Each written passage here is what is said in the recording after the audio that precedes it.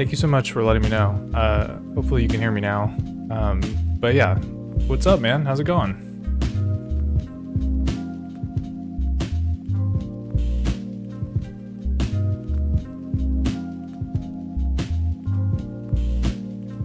Nice, hell yeah. Appreciate you saving the day there. Probably would have been talking to myself for like 30 minutes before someone said something.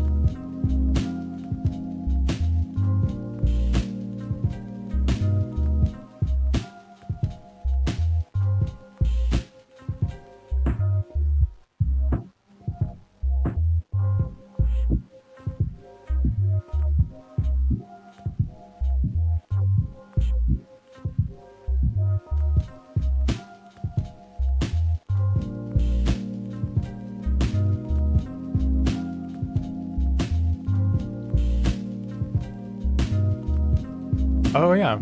Yeah, you've been commenting on some of my M8 videos. Yeah, the M8's pretty cool, man. You can do some wild stuff with it, for sure.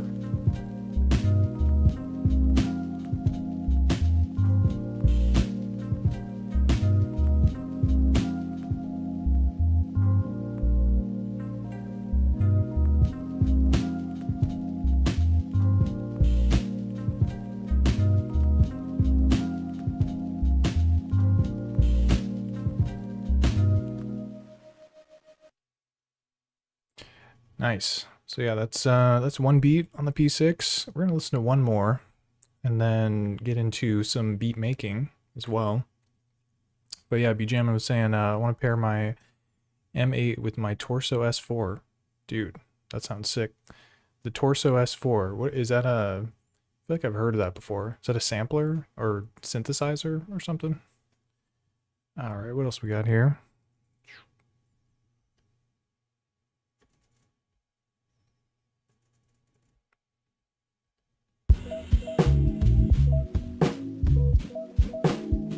A sculpting sampler.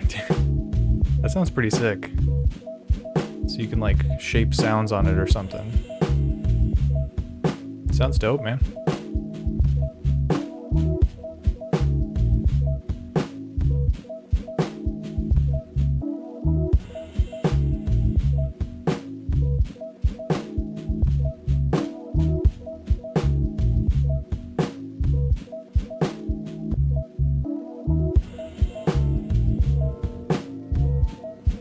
Nice. 4-track? Okay.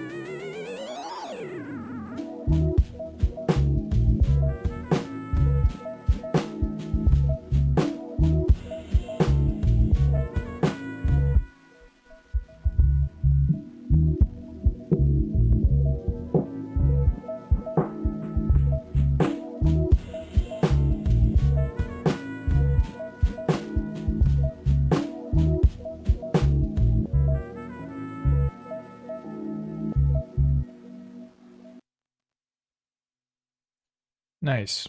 Yeah, I need to learn some new tricks on the P6. I got the filter sweep down, and then the looper is kind of tough. I'm figuring it out, but yeah, this thing's fun for live performance, but yeah, definitely want to add some more MFX to my arsenal. So if you all know what MFX are fun to play around with live, let me know.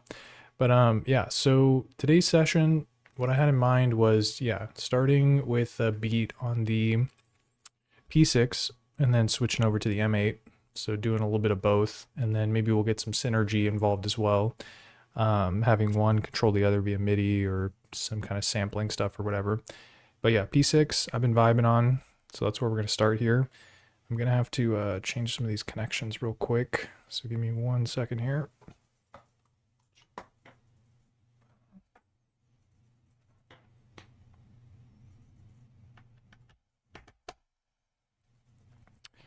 All right, let's see if we can hear Yield M8.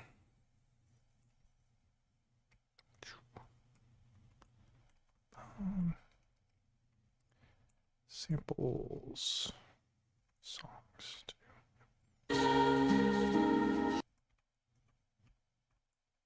Bring it all the way to FF. Oh, so BJam is saying, I want to make ambient tracks on the M8. Interesting. Yeah, I feel like people do that on this. You've got a lot of control when it comes to like the sequencer to have notes do different things, like have things come in and out over time and stuff like that.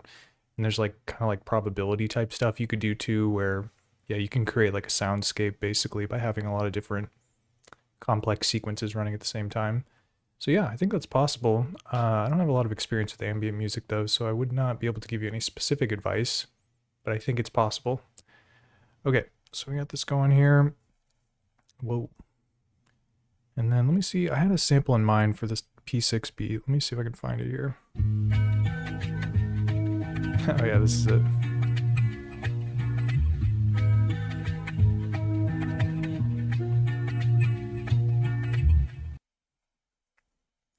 Just had to wipe the screen down there.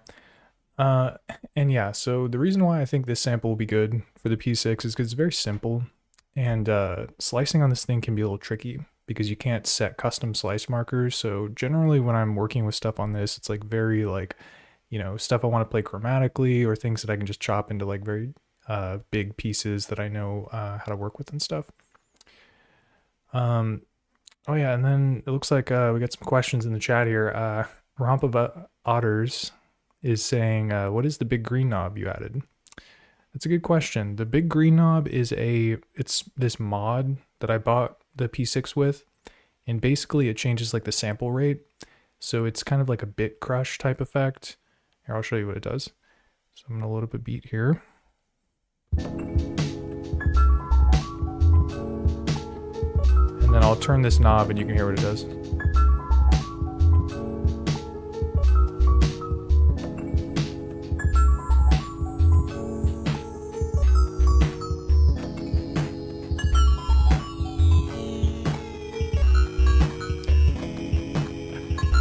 Oh yeah, just right.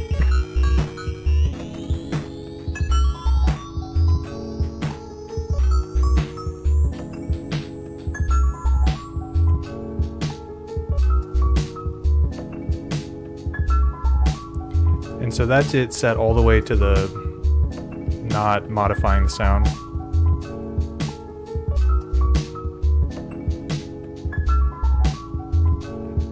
Yeah, kind of a big crush, yeah. So yeah, I generally just keep it kind of at this angle, so it's got like a light sort of bit crush effect, but yeah, when I start moving it that way, it gets to be a little intense, I guess. But yeah, that's part of this mod, is this green knob that controls that. And then the other part of the knob is there's this like 12, or not knob, the other part of the mod is that there's this like 12-bit digital audio converter that's built into it. So you can probably hear like some of the sounds kind of sound super crunchy. Let me give you an example. Yeah,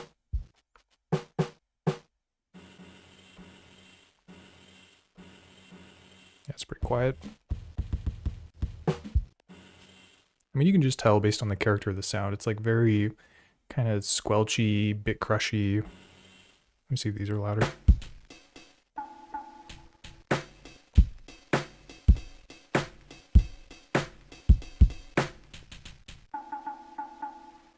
Like you hear, like as this sound kind of trails out, it like it's hard to describe what it's doing. It's like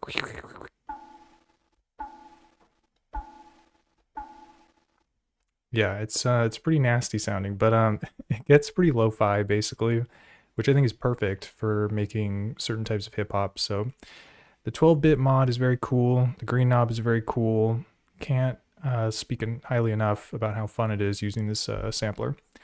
And yeah, I got this from an Etsy shop called Dig Dug DIY. That guy makes a lot of like interesting sort of like electronics music type stuff, whether it's mods or just like weird kind of guitar pedal type stuff that does interesting things. So yeah, man, P6 is cool. The mod makes it even more fun though. Okay, so let me get back to, I was gonna do this beat. Yep, okay.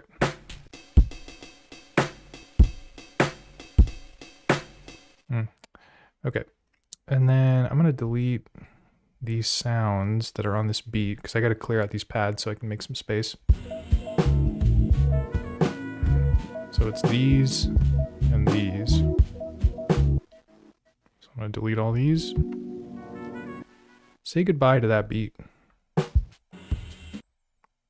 gone. So now when I press play, I shouldn't hear nothing. Sweet. And then I need to do clear all. So now there's no sequence data either. And then I'm going to do shift last, and this is going to change the length.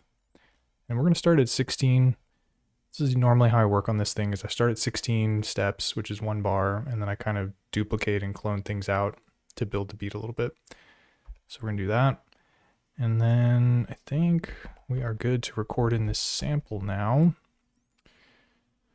And then let's see, Romp of Otter says one mod I would like to do is upgrade the battery. Doesn't last as long as the other units. Always dies as I'm getting into it. Yeah, man, actually, I forgot to mention that. This also has the expanded battery in it. So that was the third and final mod. It's got the 12-bit DAC. It's got this green knob, and then it's got the, bigger battery. So my man Dig Dug DIY hooked it up. That's for sure. Okay. So, but yeah, the battery mod, I'm sure you could probably figure it out. I think there's like videos. I think Near Tao did a video where he shows how to install it and stuff. So maybe like you could check there if you want to get some info on how to do that. I'm not too familiar with it, but it seemed pretty simple. I think Near Tao did it in like an hour or maybe 45 minutes. Okay, so let me record this thing in here.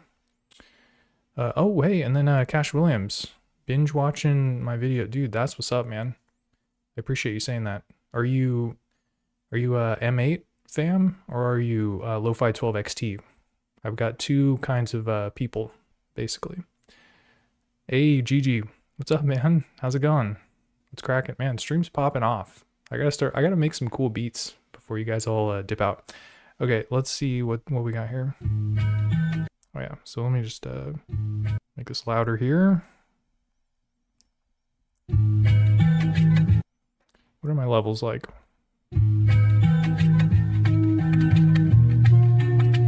It's pretty good. So we're gonna record it in at very high speed. Let me just make sure I've got my audio settings correct here. So I want to do 22 kilohertz. I'm gonna try stereo. We'll see how much we can get of it. I might have to switch it to mono if it's not long enough. And let's just get it going here. Or wait, did I do the... Yeah, -12. Okay.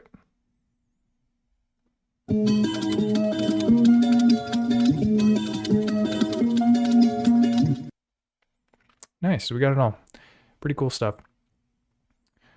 Yo, Dr. Bamboo. What's up, man? Welcome. What's cracking? Dude, dang, chat's popping off here. Yep. Yeah, BGM wants the M8. Dude, you should look into it. A lot of people are doing the headless, which is like a way to run M8 using like one of those handheld video game things. So that's definitely an option if you don't want to shell out for the real deal. But this thing, it's a primo device, that's for sure. Build quality, top notch. Can't beat it. Okay, so enough shilling for M8. Let's see what this sounds like.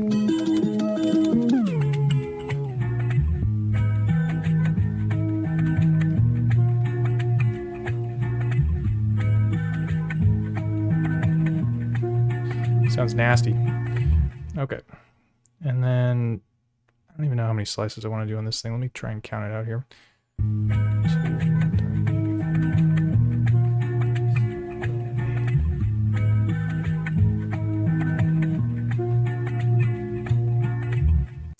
It's like 16, I guess. Let's do shift voice. Go to Chopperillo here, and then 16. I might have to adjust the endpoint to make it line up correctly, but we'll see. Let's see. Got the real deal. Yep, M8. It's legendary. It's a great device. Yeah, the teensy hanging out the side. It's an interesting dilemma there. You got to find a cool holder for it. But it gets the job done, man. It's a good gateway to introduce you to M8 if you're not able to find one of the real devices. Okay, let's see what we got here. How do these chops sound?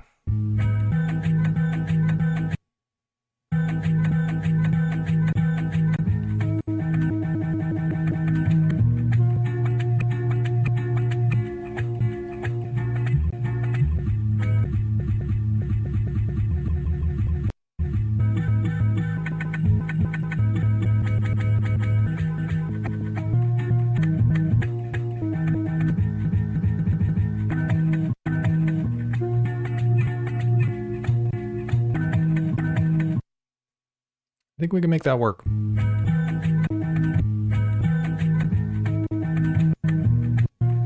Oh man, they kind of get off at this point though.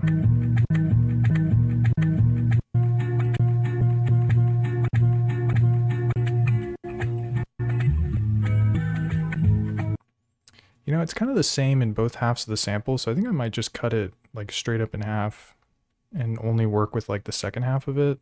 So let me try that. So we'll do 8 slices, and then I'm going to bring the end point down to like halfway basically.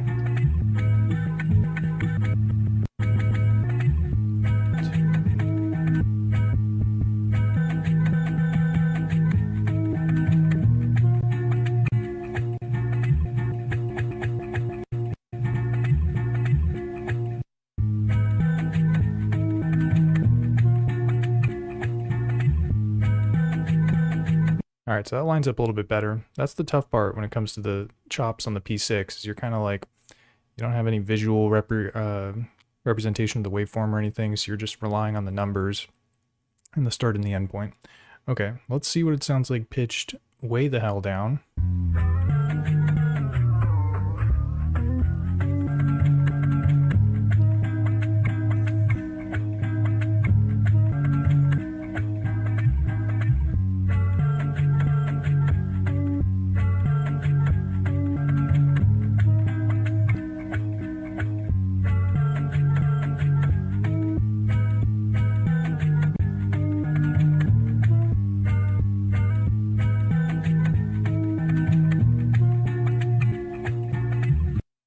Kind of like that normal pitch, so I think that's what we're going to do here. And then let me just get these notes dialed in. Yeah, I don't even know what tempo this is, so I'm going to just use the step sequencer, get things punched in here. Oh yeah, people chatting about the teensy. Yeah, the teensy is, there's a lot of moving parts with it. This is definitely more convenient, I will say. And yeah, super easy to just kind of take around, take on the go-go. Solid build quality. Okay. Let's see. All right, so step sequencer here. Just gonna hit record, play some of these chops in, or dial some of these chops in, I guess. 5, 9, 13.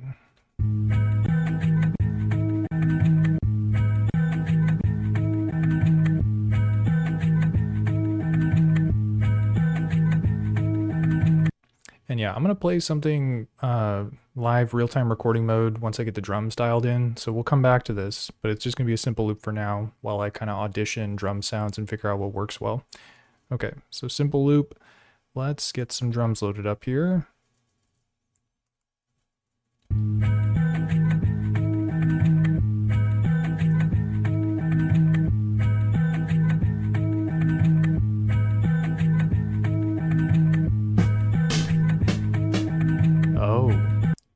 I just realized the audio is like doubling. Let me mute the, yeah, I've got the jankiest like configuration over here. Okay, this should be fine.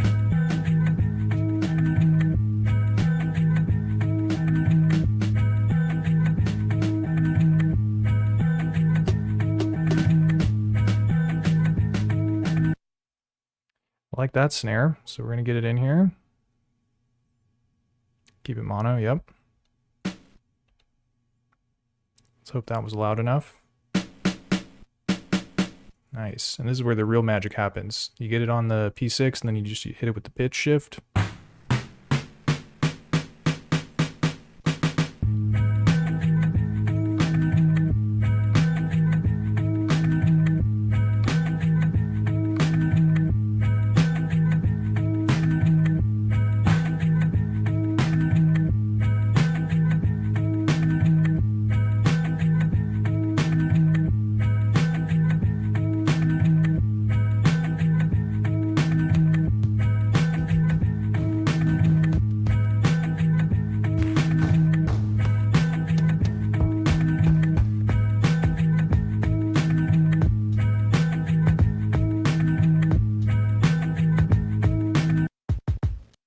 This one's going to sound nice.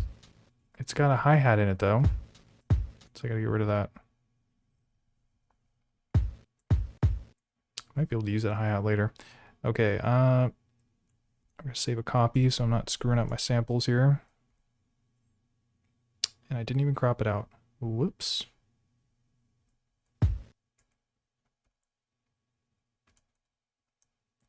All right.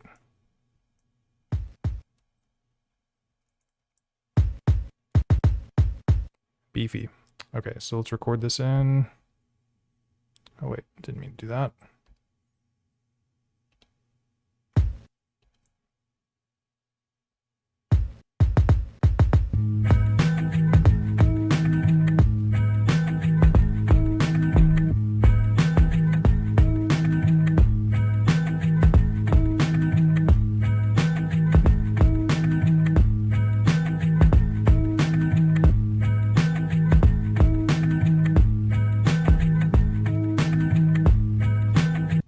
I think it needs a low pass filter. So we're gonna go shift filter. It's already got the low pass on it. How convenient.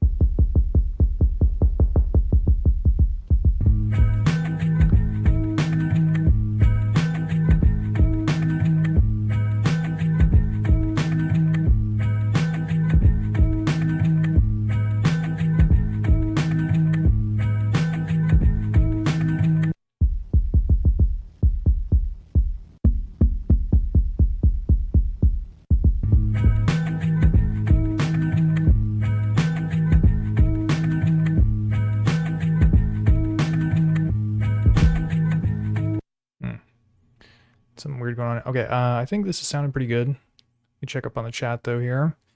Cases are dope, yep. Oh, okay. So B-Jammin's got some good points about the M8 headless. Said it can be, yeah. You gotta have technical skills to be able to fix it, potentially. But yeah, man, there's a lot going on with this device. Yeah, if you're in like the Discord, the M8 Discord, there's like, you know, crazy discussions people have about how to do X, Y, and Z. A lot of possibilities, and yeah, the community is very friendly and helpful too. So if you're ever stuck and not sure how to proceed, people can always like give you advice or help you out and stuff. So pretty sick stuff. Okay, so we got the kick drum here.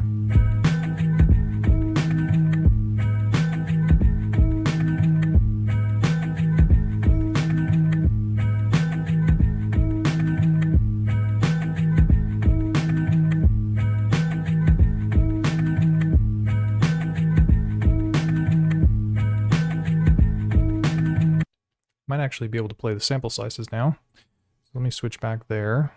And then yeah, this is the point where I'm going to do, so shift copy, and you can duplicate by turning the knob here, DUPL, and then we're going to hit enter. And so yeah, basically that extended the kick and the snare pattern, super basic anyways, but just made it a little bit longer. I'll have to play the hi-hat on both bars, but that's not a problem. But yeah, now it's 2 bars instead of 1 bar, so I can play in the sample chops.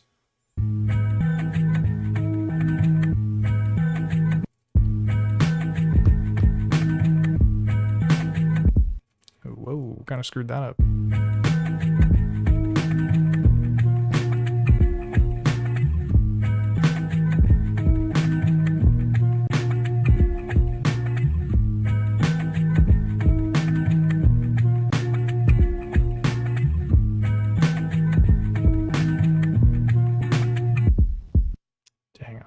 doing the timing well on these. Something's going on with these chops. Let me take a look here. I have to adjust the endpoint a little bit so it like lines up better. So right now we're at 125.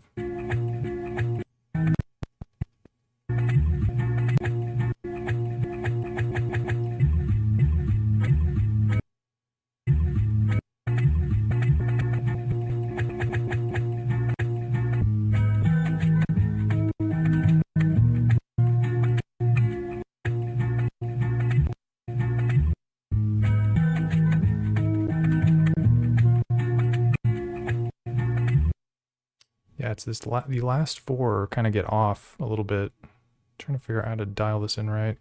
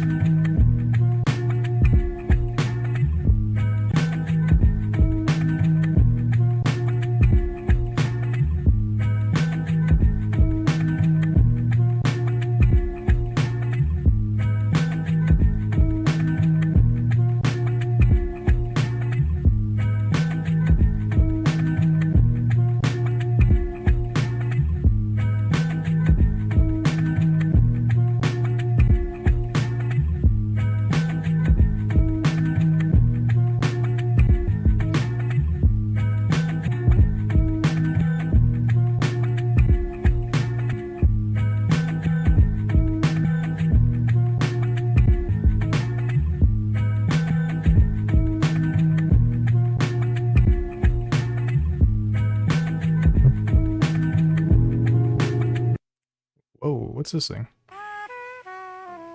Ah, shit. Did I not clear these pads out? Oh, I see what happened. I was on the wrong bank there.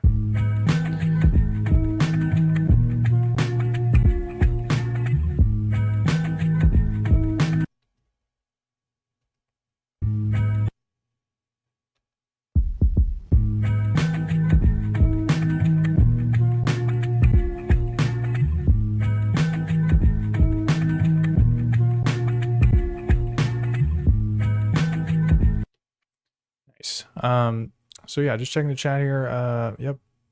March writes in and asks, can you tell me how you set up your top-down view? Yeah, sort of. I can narrate it. I'm trying to think of a good way to like show you. Well, yeah, but basically I have this like frame. Oh, you know what I can do? I can just unzoom. Whoa. Yeah. So yeah, this is a frame. It's like I don't even know how you would describe it. But yeah, basically there's like legs and then it goes up and then there's a thing like on the top. So I have a camera up there that's pointing down. And then yeah, normally I zoom it all the way in because it's like, yeah, you can see when it's unzoomed, it's like way zoomed out or whatever. So yeah, then I zoom it all the way in. And then on the frame, I also have lights too that shine down. So it's kind of brighter and stuff. Although there's like sometimes a reflection, like on this screen, I can see like a reflection. Yeah, you see there's the light there. And there's another light over there. Dude, this is nice. You guys get to tour my studio through this reflection. Yeah, there's not really much else you can see. But yeah, that's how I have it set up. It's a frame, camera pointing down, lights, and then of course, I've got my microphone. And then, oh yeah, there's a camera in the front too that's pointing at me. But yeah, that's pretty much how it's set up. I don't know if you have more specific questions or if you're working on your own setup and trying to learn more about other people's, but I hope that helps you out. Okay, let's get a hi-hat.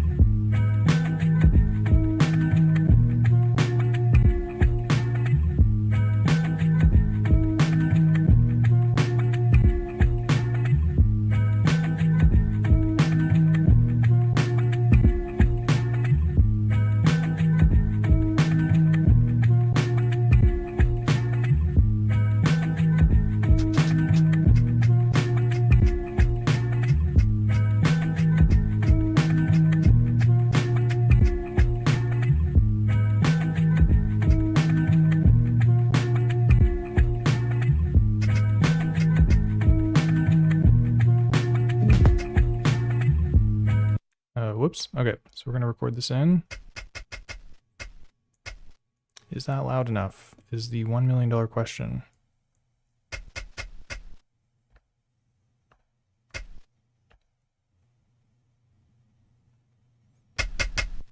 Ooh, that's hot. Okay, and then yeah, with the P6, you normally, or not you normally, it normalizes the sample when you record it in.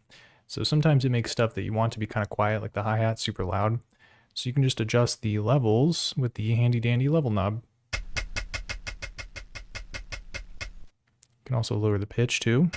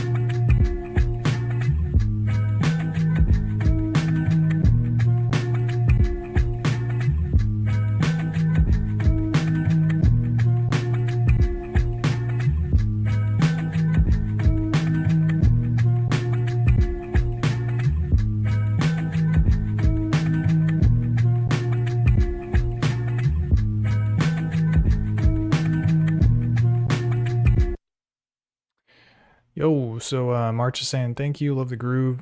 I'm trying to, I too am trying to live stream like this on my main channel. Oh, nice. Okay, cool. Yeah, I bought it. Yeah, I purchased this frame. Oh, it's the brand is called Neweer. Neweer. Neweer? I don't know. I'll type it out in the what you call it so you can look it up.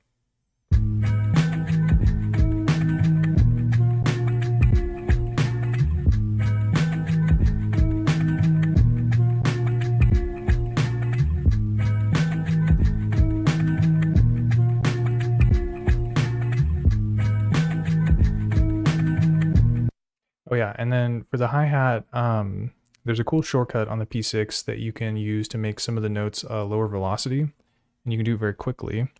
So what you do is you hold down the note that you want to be quieter, and then you press the button that the pad is on, and it makes it mid. So that's like, I think it's like 80 velocity instead of 100 or something.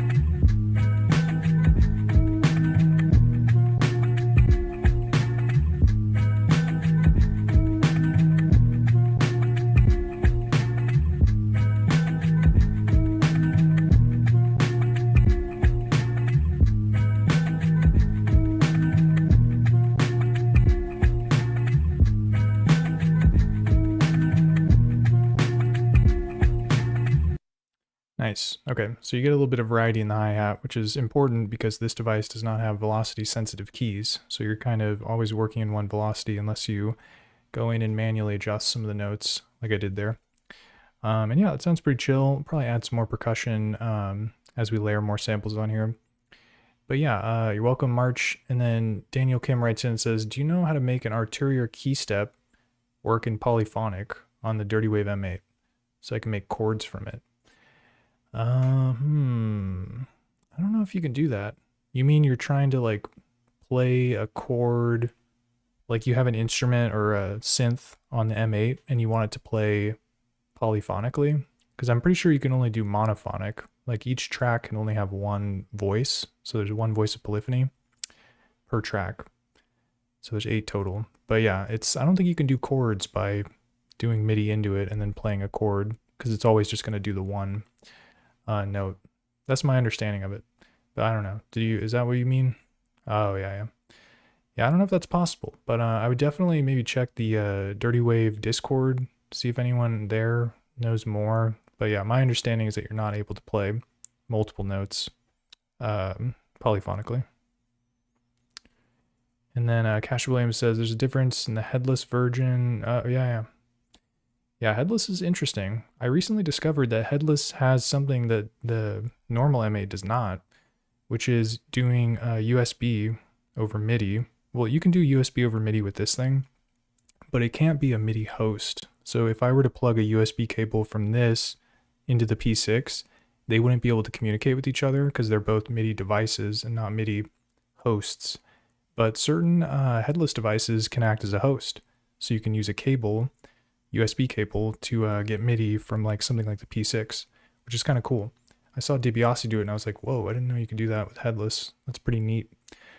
But yeah, that's kind of one thing that stands out to me in terms of the difference in the hardware. But yeah, other than that, pretty similar capabilities.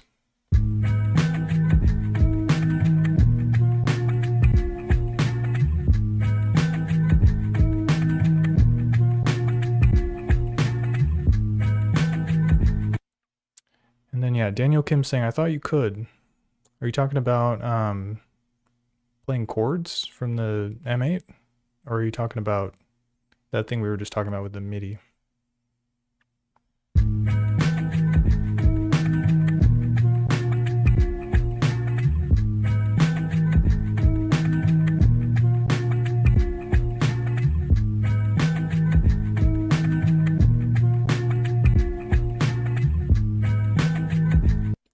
All right, so we're gonna get some bass going here. And I'm gonna use one of the handy dandy synthesis engines on the M8. And there's this one, MacroSyn. Dude, triple triangle. This thing sounds fat. Check it out. I'm gonna hold edit and press play, and you're gonna hear it.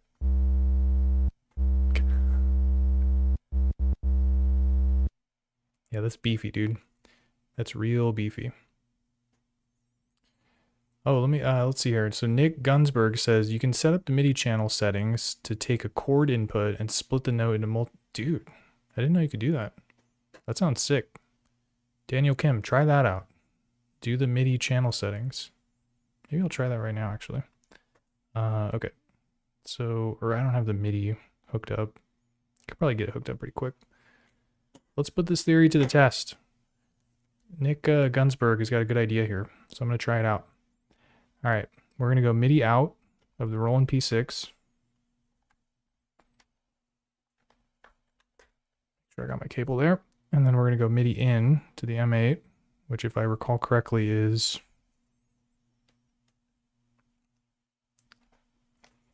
this one. It's the one more on the leftish. Okay, now let's do a test and see if I can hear what I've got going on here.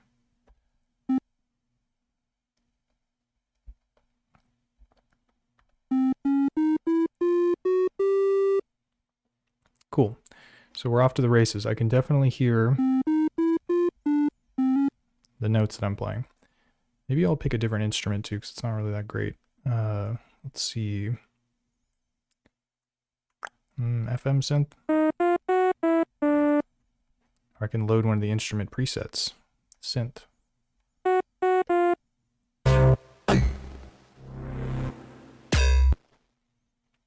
Man, do they got like a little E-piano or something? Man,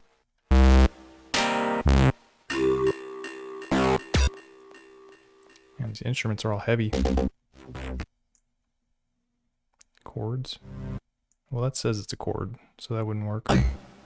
Maybe I'll just do a sample then. Okay. External sampler. I got something here in the Gigapack. Yeah, there's just piano stuff here.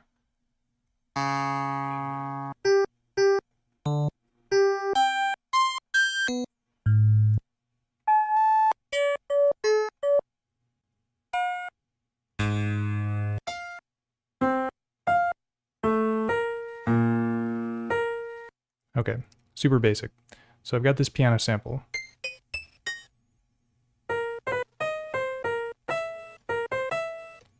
And so what Nick Gunsberg is saying is that there are settings you can enable to where you can play a chord. So let's take a look at the MIDI settings. So settings, what do we got here? All right, so this at the bottom says mono. Oh, you know what? Let me make the screen bigger so y'all can see. There you go. So yeah, right now the mode is mono. So we're going to change it to poly, I would imagine.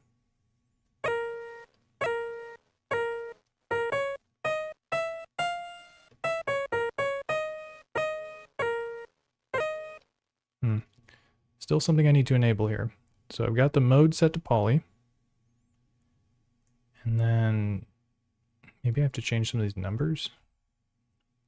Song row, rec velocity, rec node channel. So that's what I'm doing right now. The granular synth, or granular, is set to channel 9, which is the rec node channel. So set all the channels to the same input. Okay, gotcha. So let me actually just make this 10, so I'm not screwing that up. And then, so 9, 9, and 9. And then these I'll also set to the instrument, which, by the way, what is? It's instrument 05. All right, so settings, instrument 05, 05, 05. Whoa, dude. Oh yeah, let me scooch this down so you can see.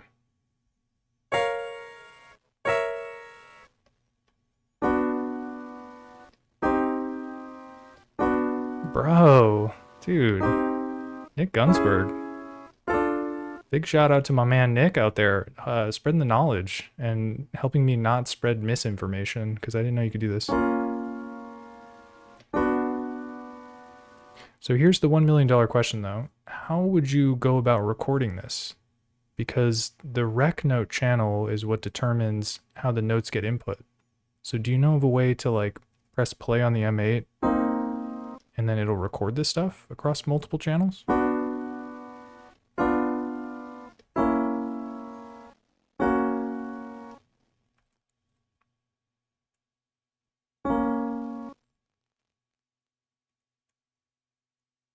Yeah, I wouldn't even know how to go about doing that. Oh, maybe you have to just do like a render external instrument. I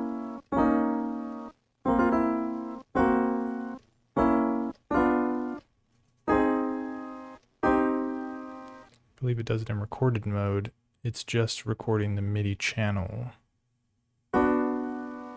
It does it in recorded mode. It's just recording the MIDI channel. Well, recorded mode is like rec note channel. Oh, so I could set this to 9 too. Oh, dude. Let me try and figure this out. I know, yeah, this is game changer stuff here. I'm gonna need to experiment. Okay, so I'm gonna clear this. So we've got 10 there, 20 there, and then 30 here. And I'm on track 1, 2, and 3 with the MIDIs. Channel 9, track 1, channel 9, track 2, channel 9, track 3. Oh, wait. Now it's back to not being polyphonic. It's probably because the rec note channel. And then I bring it back down to 9. Alright, well let's see what happens if I press play.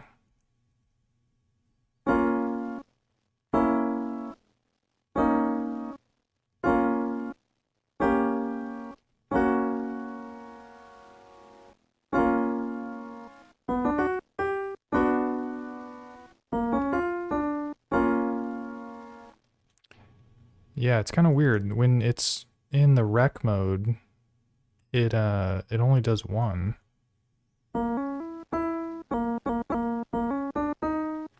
And it's whatever channel you have highlighted. Whoa, actually, that was kind of weird.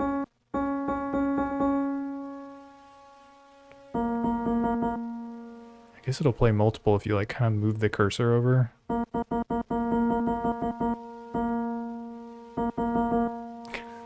This is so janky. Yeah, that's kind of a tricky one. I'd have to look more into like how to get it to record. Because yeah, as far as I'm aware, the rec note channel is really the only way to get the notes from an external into the sequence. This is tight though, dude.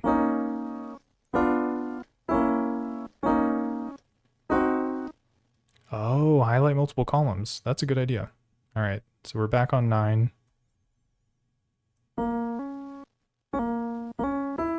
It's still doing the last one I selected. 3.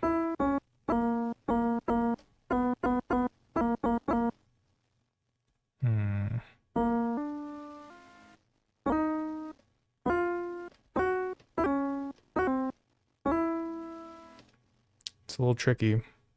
Although there is kind of a hacky workaround involving, because yeah, what I'm thinking is if you just do the external render, maybe that'll be a way to get just the audio. It's not going to get you the MIDI though, which is kind of the point of doing this, because you want to be able to control the notes and the sequence and stuff.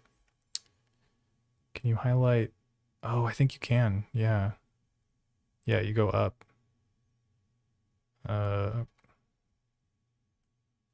Now, if I move up to the top, how do I even do that? There it is. So it does not let me highlight multiple. Shift option. It just snaps me back down. Can't press up. But yeah, you can go up to these numbers. I don't know exactly how to do it. Oh, you press it twice, I think.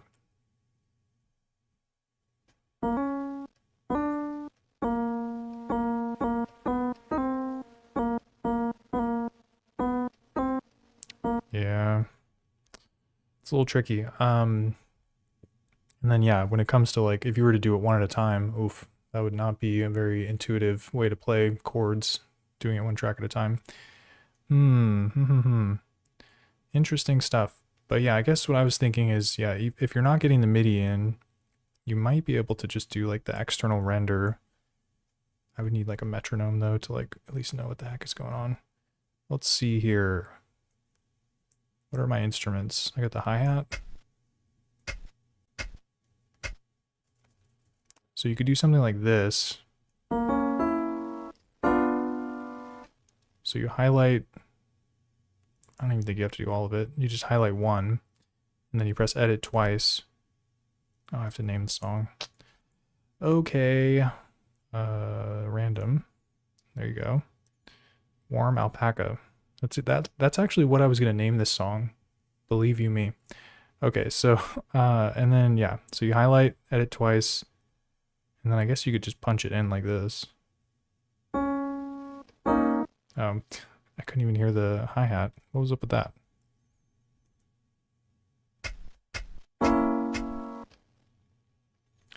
And then it makes like the sample for you, I guess.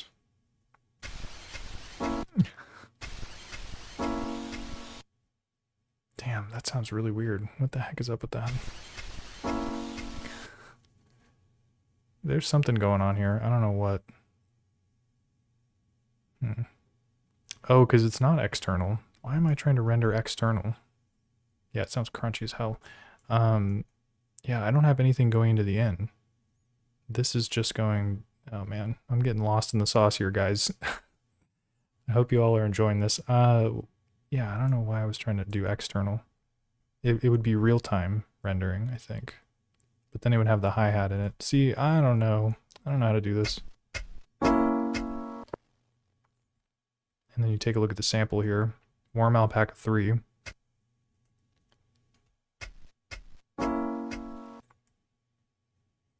Maybe it was the mic. Mic on this thing. Or something. Yeah, I don't know. Okay, well, I'm going to go to the drawing board with this one. This is good data, though. Nick Gunsberg brings up a very great point about at least being able to play it polyphonically. As far as getting those notes into the M8, that's a whole nother story that I'm not sure how to do. But I'm sure I can tool around with it and try to come up with a solution there. Or ask the good people at dirtywave.com, or the Discord, I mean. They can always hook it up with the knowledge. But yeah, pretty cool stuff. I appreciate you sharing that. Nick Gunsberg, big shout out. You're the MVP today. Okay, where exactly were we? Granular. Turn off, I say. There we go. Oh yeah, we get the chops. Oh, now it's doing MIDI. Okay. MIDI, go bye-bye. Unplug. And then unplug here. Oh yeah, and then I gotta turn the M8 off, or the window. Minimize it. So you can see all this P6 goodness. And we'll get to the M8 shortly. I just gotta make this beat real quick. Oh yeah, and then that's what I was gonna do, is add a bass. And we were listening to Triple Triangle. I don't know if y'all know, but check this out. Beefy. Absolutely beefy. It's gonna sound nuts on this thing with the lo-fi mod. Oh. So yeah, let's get it recorded in. Sampling.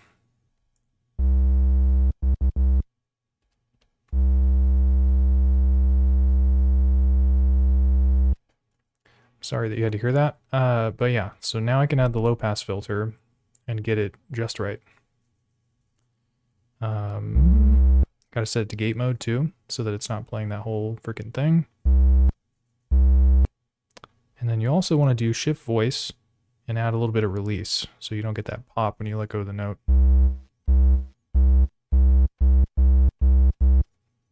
And then yeah, let's hit it with the filter. Low pass that ass, you know what I'm saying?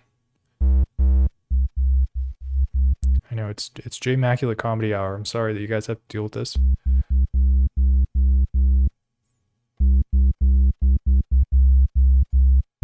But yeah, Triple Triangle, listen to that. That thing is heavy. It sounds like the SP404 Mark II tone generator. Very nice stuff. Okay, and so now I just need to figure out, oh, dude, I pressed the granular button again. Keyboard.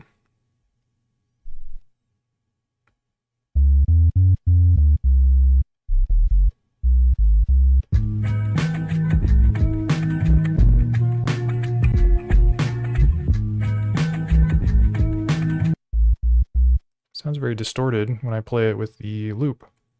So I think what I'm going to do is I'm going to high pass the that sort of like guitar chop type thing, so I can create some space for the low end, because I'm not too into what the bass is doing on that originally. Okay, so we're going to do filter, classic creating space technique using the filter. So high pass.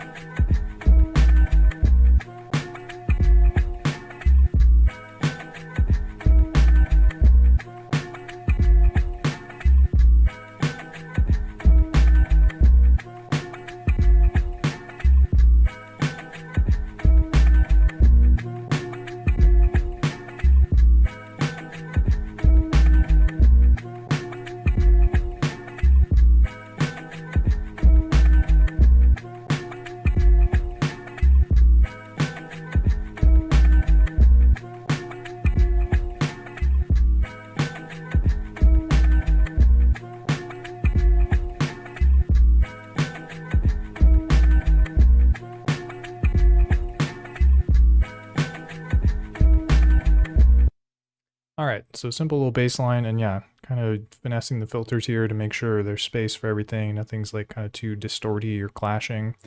So yeah, high pass on the main chops, that guitar, and then low pass on the bass, of course. And I think we're doing good. Let's try and jazz up the rhythm section a little bit. I think I could do some cool percussion or something in there.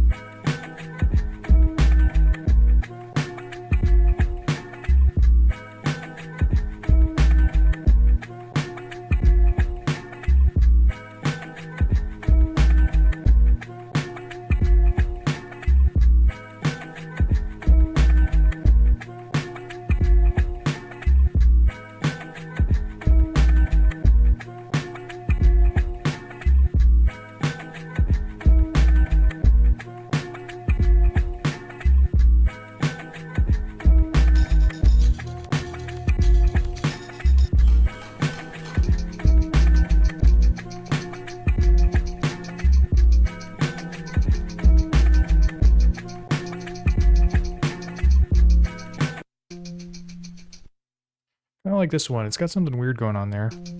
It's like a guitar or something. But I think we can make it work. So let's see here. I have to crank it. Whoop.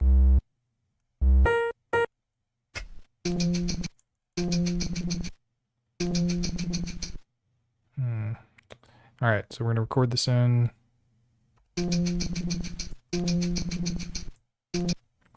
Or let me hit it with the high pass too, while we're on M8, and just clean it up a little bit. Or, you know what would be easier to do is I could just use the isolator. So that's the cool thing about the P6 is you can add effects as you're sampling in. So you don't need to resample or anything like that. You can just do it as you record the sample in. And so for this sample, I definitely just want that high-end kind of tambourine shake. I'm not very interested in the whatever else is going on there, some kind of instrument. So what we can do is add the isolator, MFX, ISO.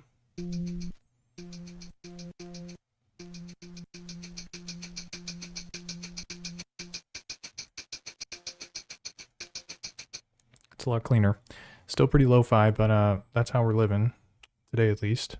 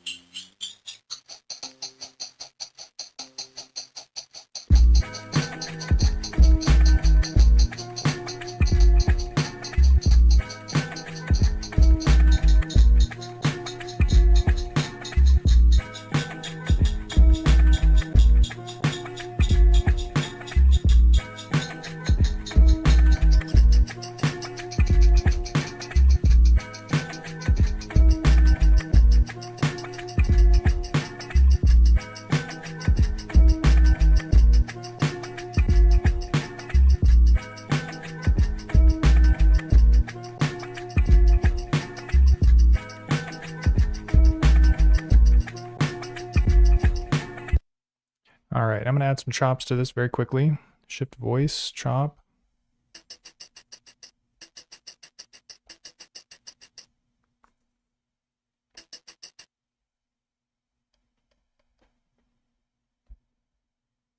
Where are my chops at?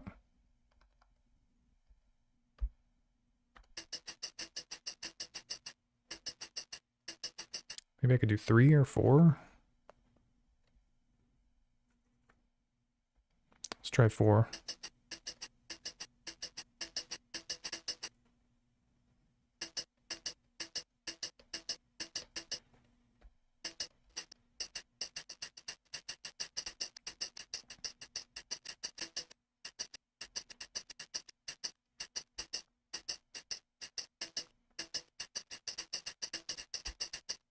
Nice, that sounds pretty good.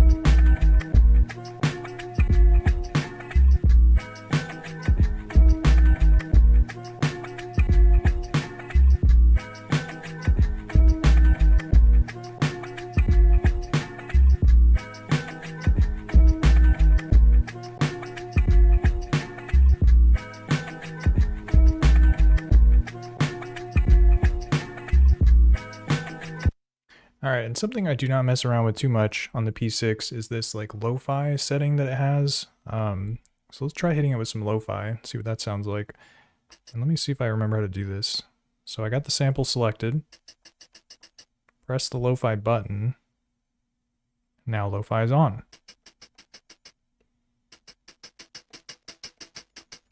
It's kind of hard to hear what it's actually doing because of the 12-bit mod. But I think if you hold shift and then press lo-fi, there's like some settings you can change.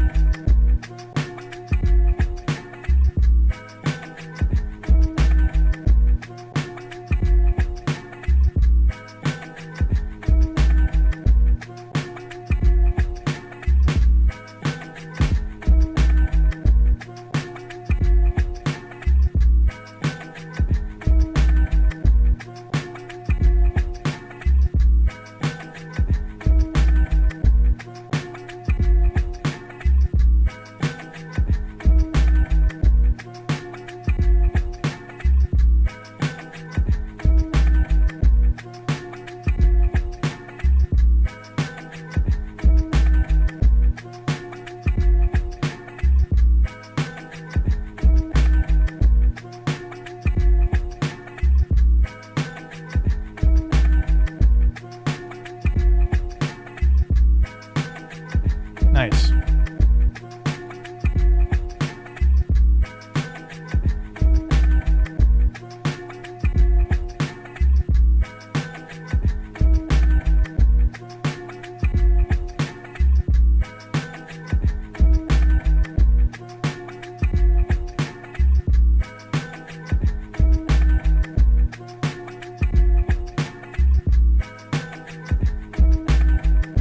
What else we got?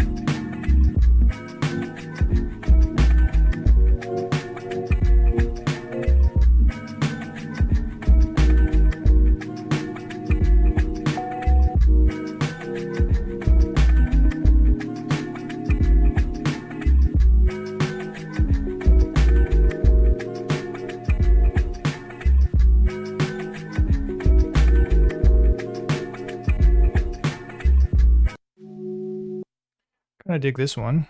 Let's see what we got here.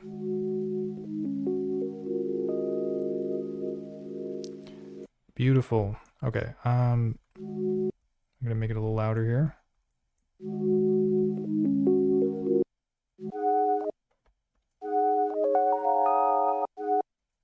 Maybe it's too loud.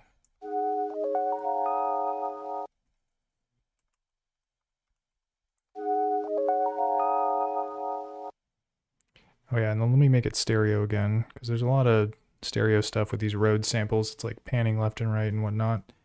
Okay, recording it in.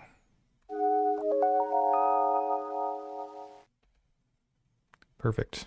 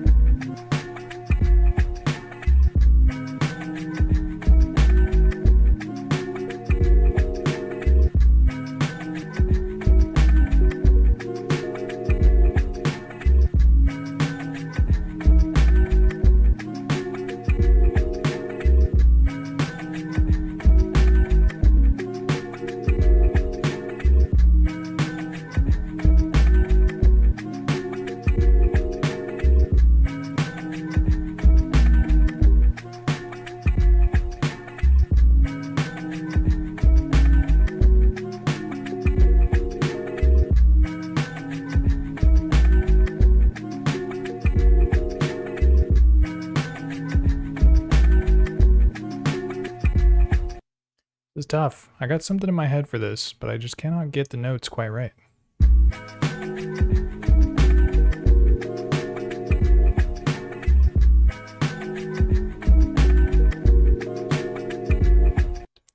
Maybe we keep it simple. I'm trying to play some chromatic fanciness, and I think I just need to put this one note in the sequence.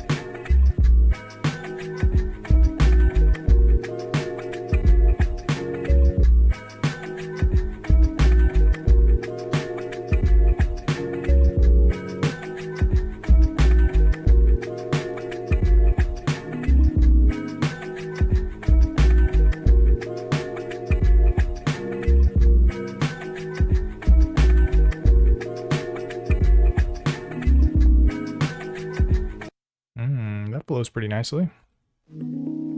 Using up a whole nother sample pad though, but it's all good. Okay, let's get this one in.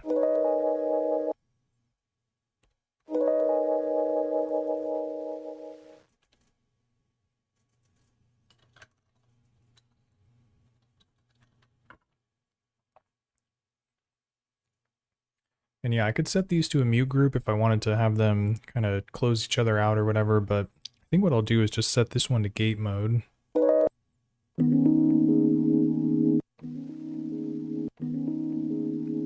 And then just kind of like overlap it and play it a little bit later in the sequence.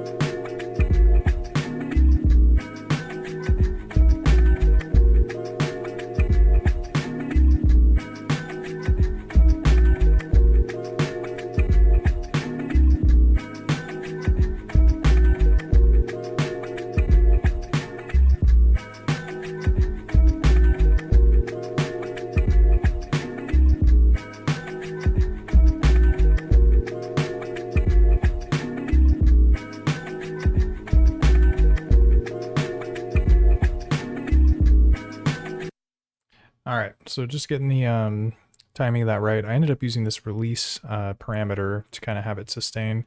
The reason why I stopped it at the end of the sequence was because if you have if you have the sequence play through the end of the bar and it starts continuing to the beginning of the next bar, it'll add notes to the beginning, and it sounds kind of weird when you first play it. It just like kind of plays like a short, I don't know, note or whatever. So I wanted everything to happen at the end of the sequence so that when it loops, it doesn't like trigger anything at the beginning here. It's all at the end of the bar.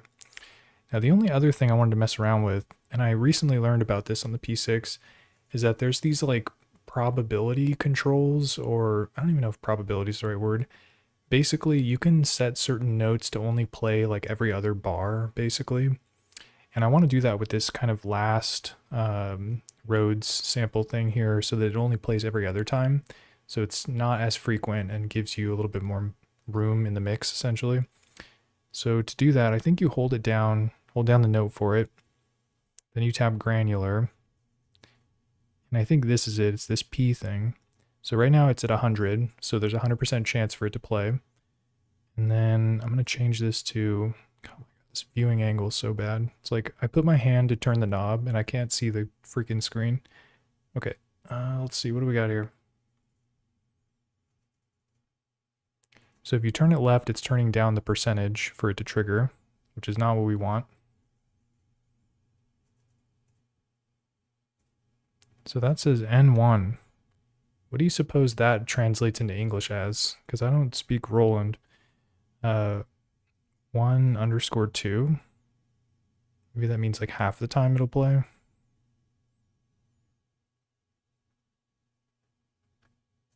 Oh man. 2.5. Yeah, I need to like, your boy needs to read the manual is basically the long and short of it. I'm going to try 1 and 2 and see what that does. And 1_2. So that means it'll play half the time, my understanding.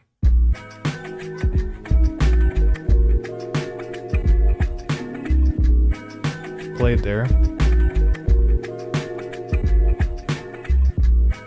It didn't play there. And it played.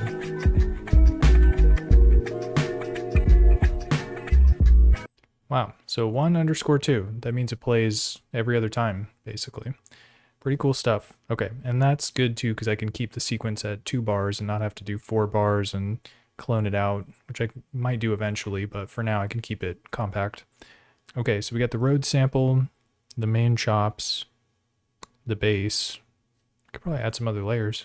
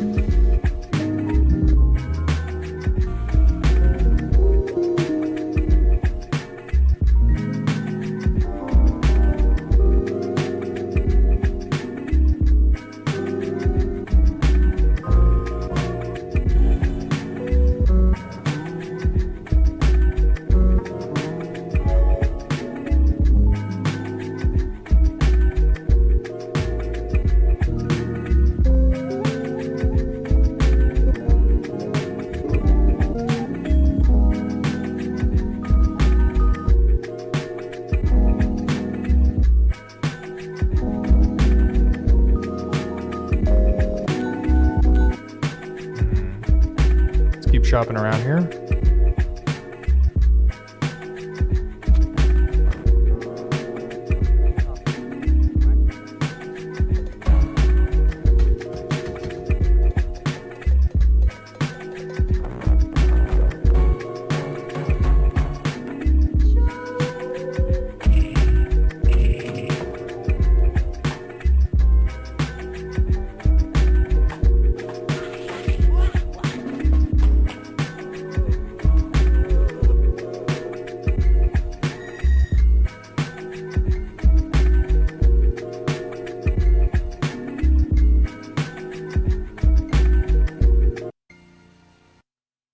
I'm going to turn this up a little bit. We're going to see what this sounds like, because I bet if I pitch this down, it'll make for a nice layer. So let's see here. Normalize. Maybe not, but we'll see.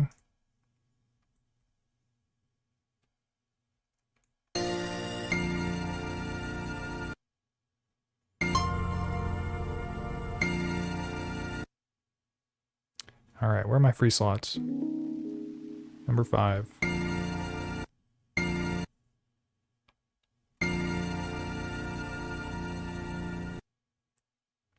That's all she wrote. Loading, loading, loading. Yeah, this thing takes its time writing this stuff in. Okay.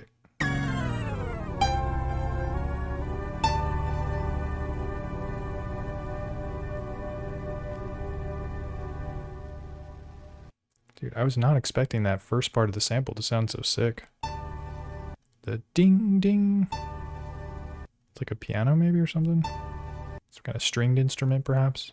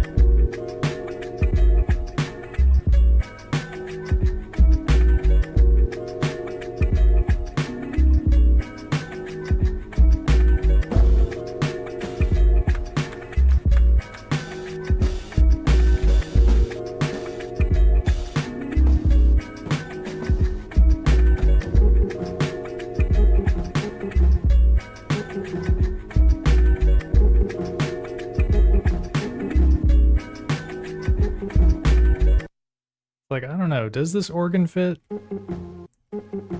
I don't know.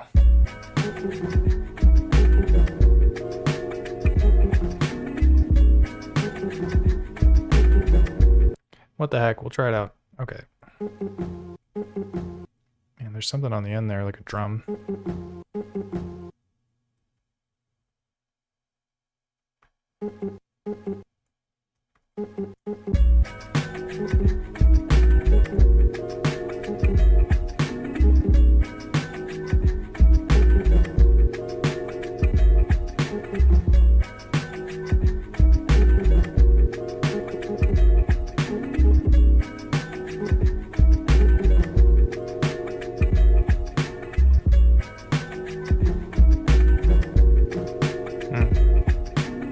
I'm calling an audible on it. It's not gonna happen.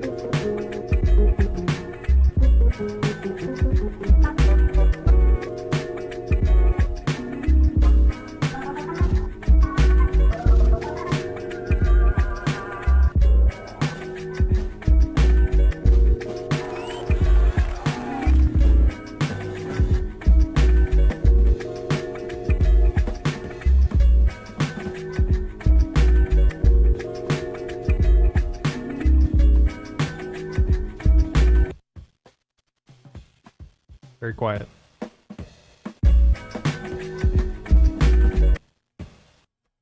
I'm thinking I could record this break-in and probably just use a couple slices of it. Like there's a snare roll that sounds kind of sick. So yeah, we can use those fills and stuff to kind of add a little bit more variety to the rhythm section. So let's get it recorded in. Okie dokie. What do we got here?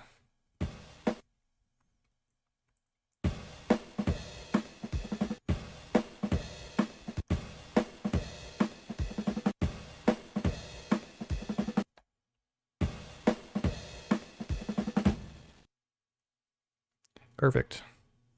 But we'll see if I can make it work with the slices. So I'm not sure if it's like going to be exactly whatever, a certain number of chops.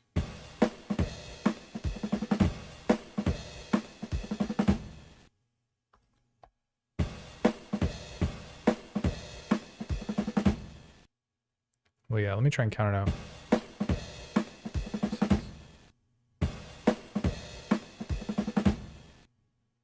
7 maybe? I don't even know, man.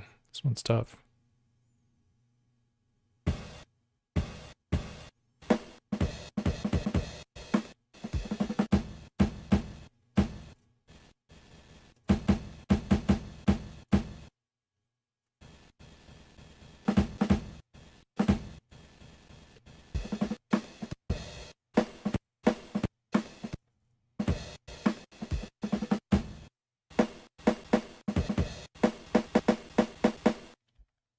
All right, we're gonna make 8 work. I think we got this.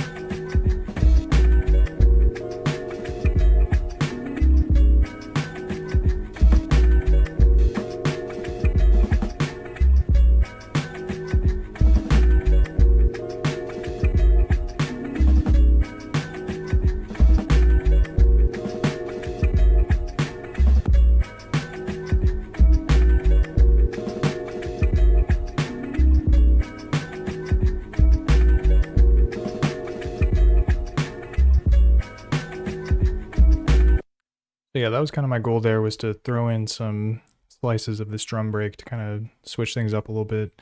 And I think I'm going to put a filter on it too to kind of bury it a little bit more so it's a little more subtle basically.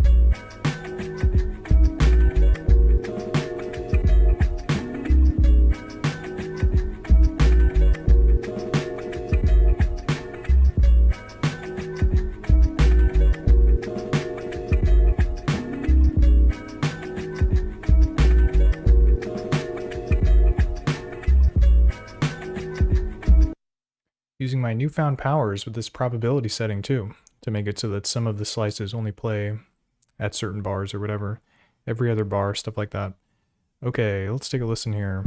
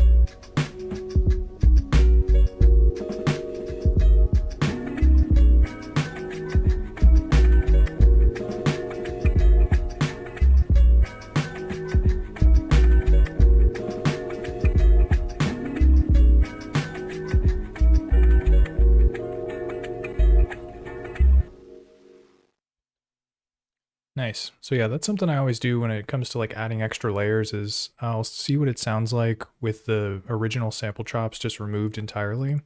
So it kind of gives you a better sense of like if the layers are working together and if they can work by themselves without that original, whatever that twangy guitar type loop that I had going.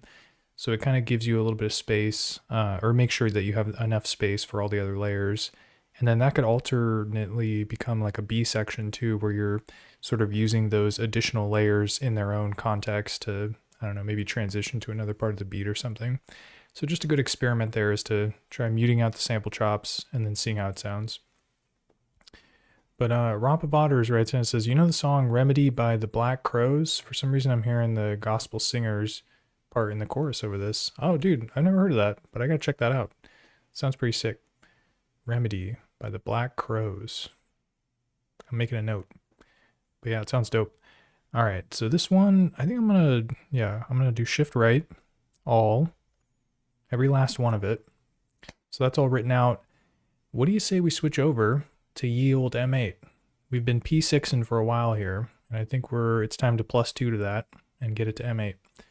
So let me turn on my M8 screen. Boom, there we go. And yeah, this is kind of what it looks like when I'm like sampling stuff into the M8 is, yeah, very often I just put notes into like a single phrase where I'm just adding samples that I'm recording to like other devices or whatever. Okay, we're gonna do new project here. warm alpaca is gone. And then, oh yeah, I need to switch my audio. So give me like 1 second here. Unmute. I'm gonna mute this one too.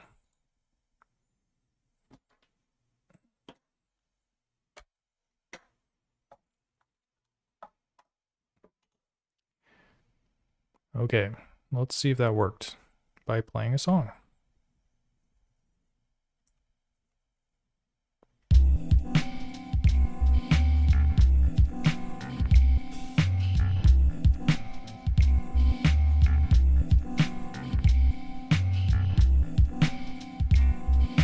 Oh, you know what? Let me turn this down, actually. Yeah, I had it at FF. Not a good idea.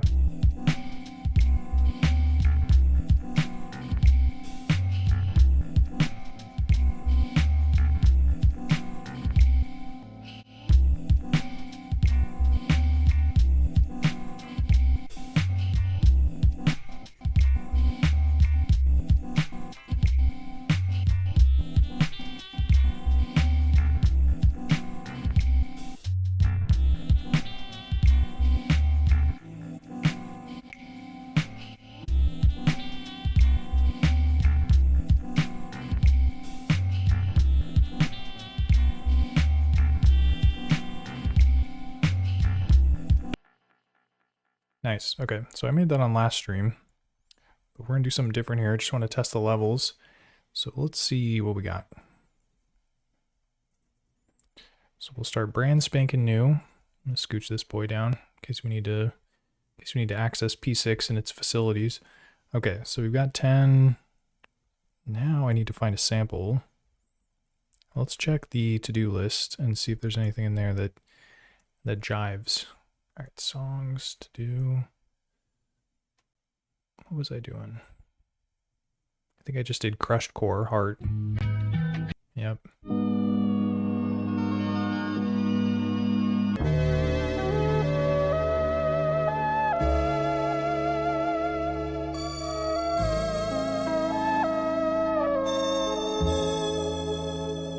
feel like I've already used that one.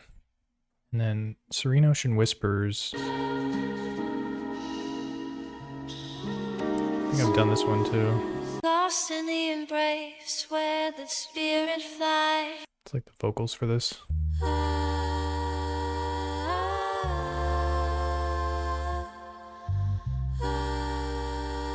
Sounds dope.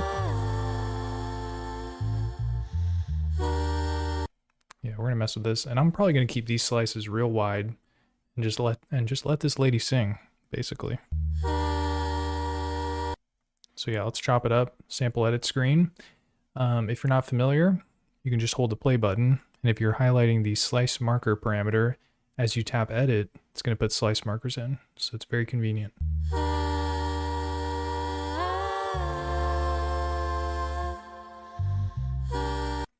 Dang, and I screwed that one up. I only put one in.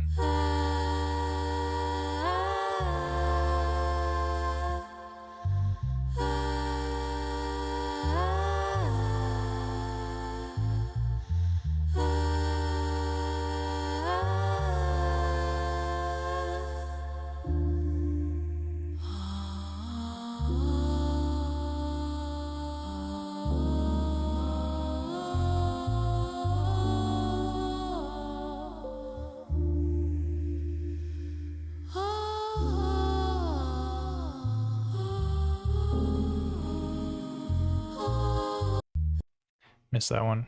Okay.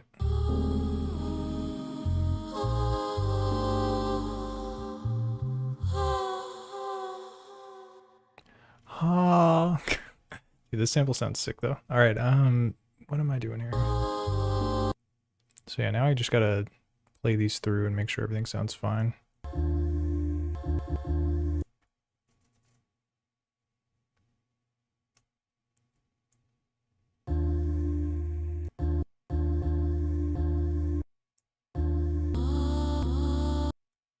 Bring this one back a little bit.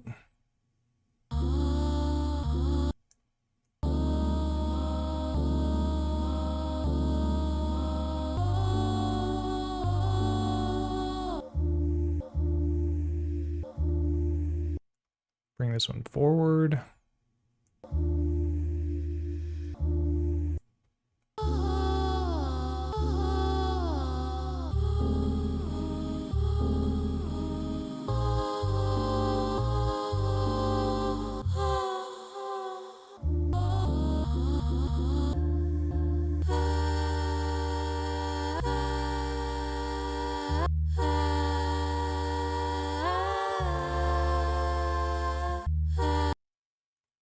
Might bring this one up too a little bit.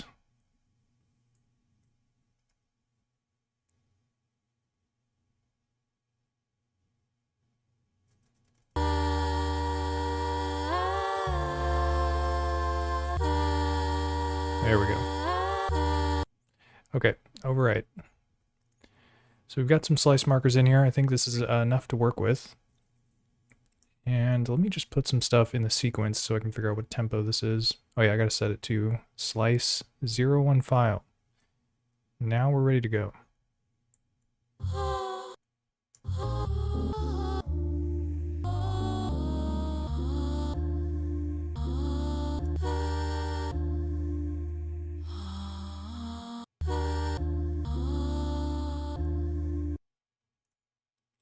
Maybe something simple like this.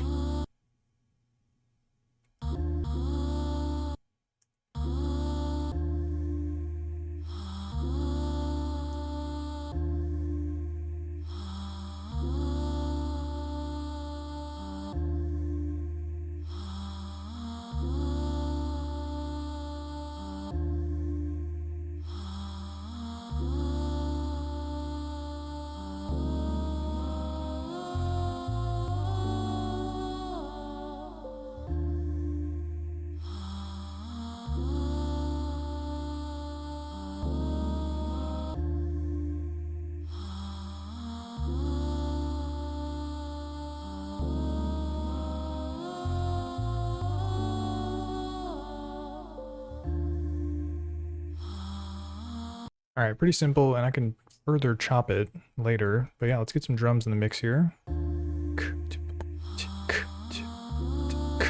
Something like that.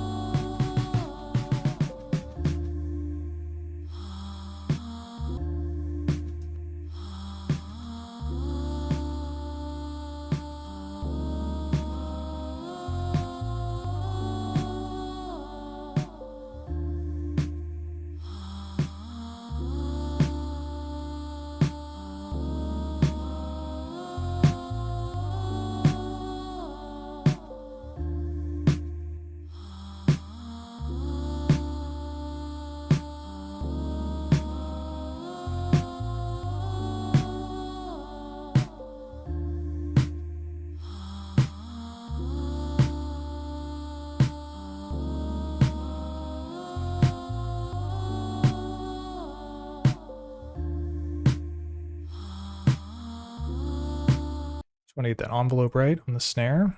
And let's find a kick next.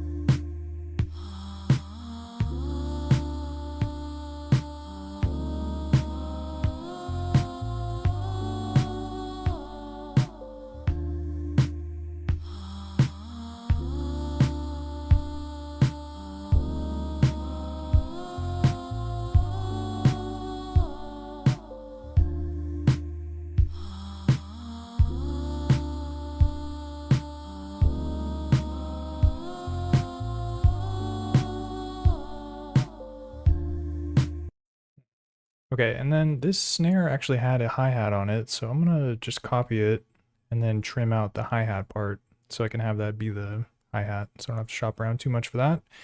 Okay, edit. Hear that? Very nice. Okay, so save. Oh, wait, hold on a sec. All right, so I'm gonna copy the instrument. So you hold Shift, press Option. Instrument is copied, and then hold Shift and press Edit. Boom, paste it. And then I guess I'll keep the detune where it's at. But yeah, this is the point where I want to click Edit, save it somewhere else, test folder. And then from here, I'm going to crop out the part that just has the hi-hat.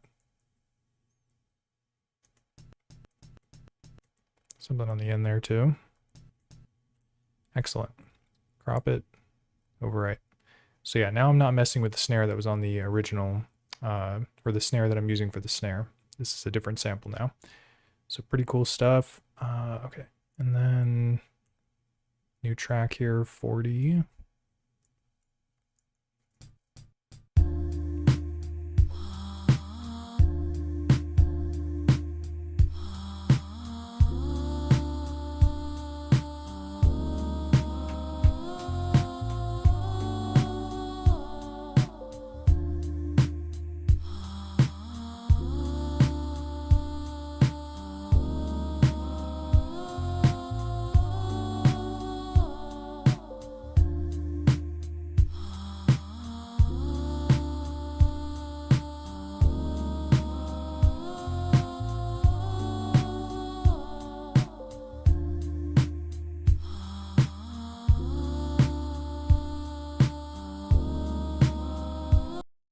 All right, so just messing around with the envelope there as well. So yeah, now that I have the core rhythmic section sort of, I mean, of course there's more to add. But yeah, kick, hat, snare, simple enough. I think from here, what I'll do is switch over to, maybe I'll do some MIDI input so that I can kind of like play it real time and not have to rely on the step sequencer. Even though the step sequencer I'm pretty handy with, but I am trying out this new live real-time recording workflow. So let's do that. First things first, I got to plug in some cables. So I'll show you how that works. So yeah, I'm going to be using the P6 basically to MIDI control this so I can tap out some of the drums and stuff. So yeah, you just have to go MIDI out on the back of this boy. Kaboom. And then we got to go MIDI in.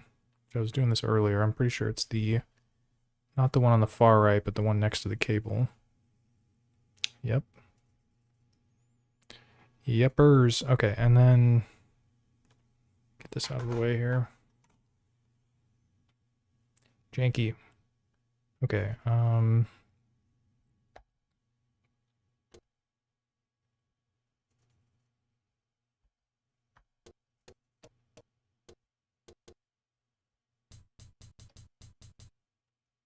it's doing the hi-hat right now.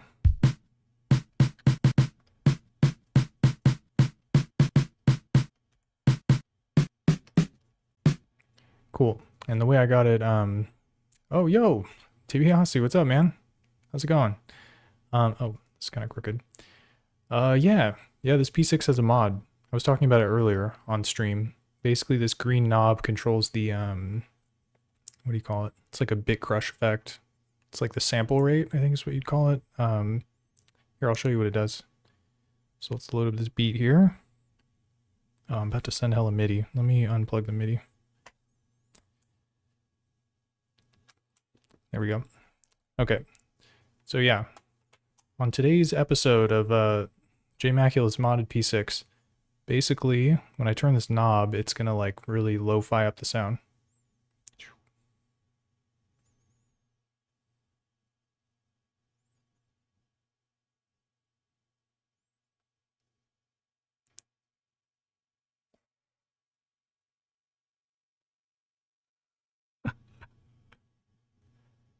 Oh yeah, very nice.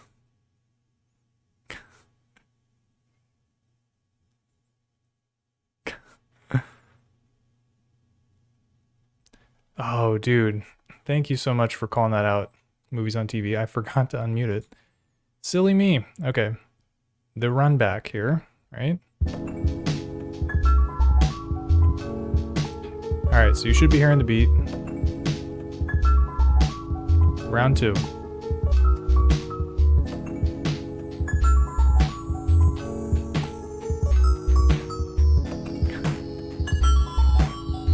This is the part where I was grinning maniacally.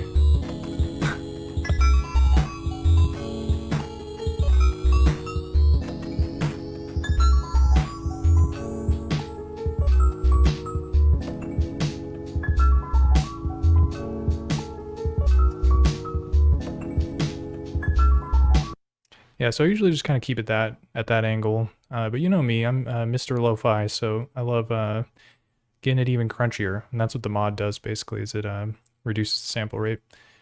Movies on TV, that's a good question. I'm not sure if it's doing something with the lo-fi function that's already built into the device, or if there's just some other kind of modifications that are going on in there. The way I bought it is it had this mod enabled, but I don't know anything about like how the mod actually works or functions. But yeah, that's pretty much it. And then there are a couple other things that are modded about it, like it has a bigger battery, and then there's also this like 12-bit digital audio converter that was put into it too. So it kind of like squelches up some of the sounds a little bit, but in a good way.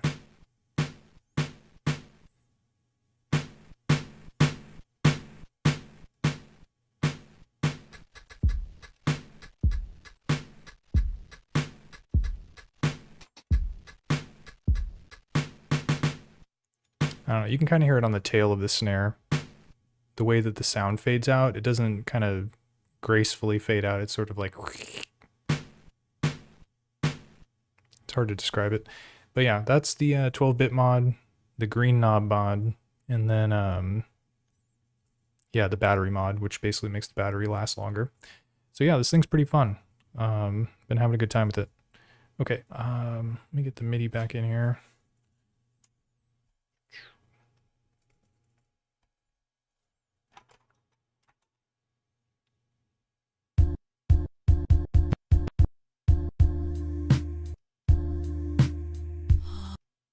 Is that just making it play?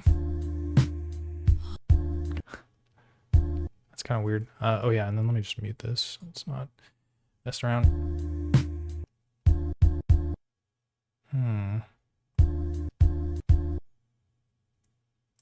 I wonder why it would be controlling the play. Rec note channel 9.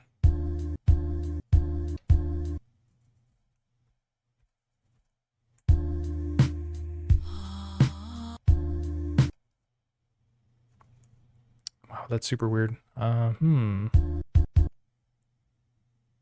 because I'm not on granular. Whoa, the hell was that?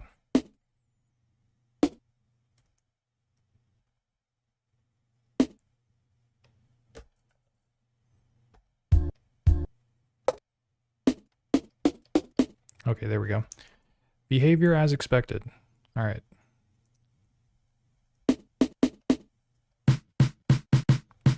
Cool, so I got it all set up to real-time record some notes in, because that's something that the M8 is not able to do natively, to my knowledge.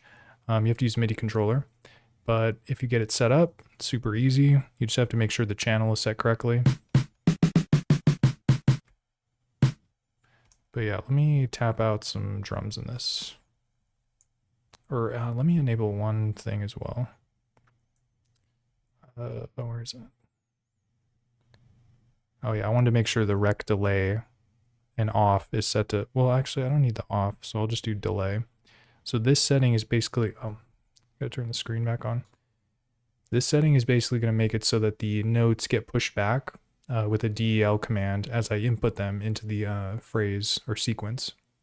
So it'll preserve the micro timing basically, instead of snapping it to like kind of a quantized grid or whatever. And then DiBiase's asking, where is your transpose set to? It's a good question. I might have cranked it down a little bit.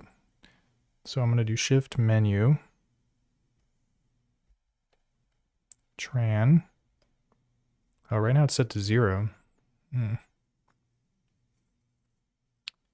Oh, -24 for drums. Oh, yeah. Yeah, because I was on -2, but if I set it to -24, then I can just keep it at 0. That's a good trick. Okay, so let me -24. Exit. And so now instead of having to be -2. Oh, yeah. Dude, hell yeah. That's what's up. And then 60 for the sample chops, because they start at C1. These are pro tips. Everybody, I hope everyone's writing these down, because this is gonna get you started if you're trying to use a MIDI controller to play your M8. Super cool stuff. Okay. Oh yeah. So let's get some of these drums kind of recorded in here. Oh, and then the other thing I want to do actually is one more thing. So I'm going to double the tempo, and this is going to basically give us more resolution with the micro timing. Because right now there's 6 ticks per step, which is like, it's, yeah, basically in between each step, there are one of 6 places that the note could fall on. But if you double the BPM, you get twice as many sort of micro timing places for your notes as you're playing them in.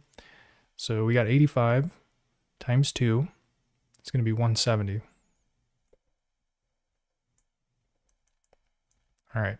And then with 170, and the only problem with this is that it's going to make the sequencer fly through the sequence really quickly.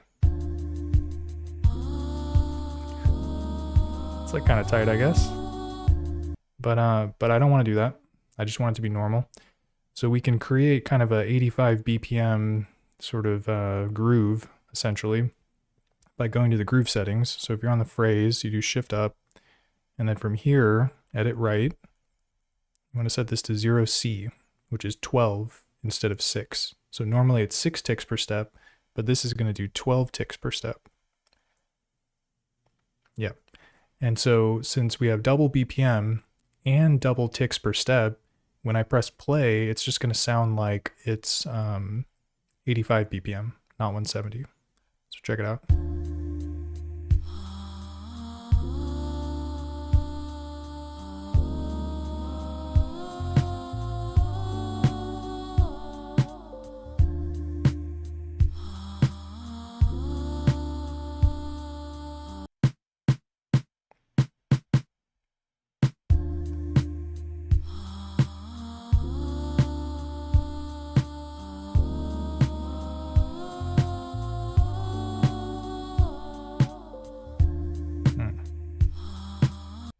The envelope sounds kind of weird though. It's like the snare doesn't have a lot of sustain in it for some reason.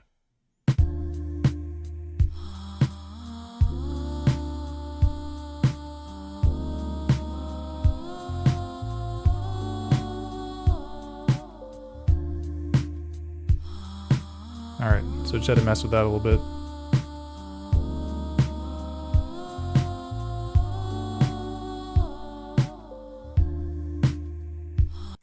And then I have to change the active instrument to the hi-hat. Oops. So now when I press the pads, it'll control the hi-hat instrument because it's just remembering whatever you last selected. So I had the snare first, now I got the hi-hat.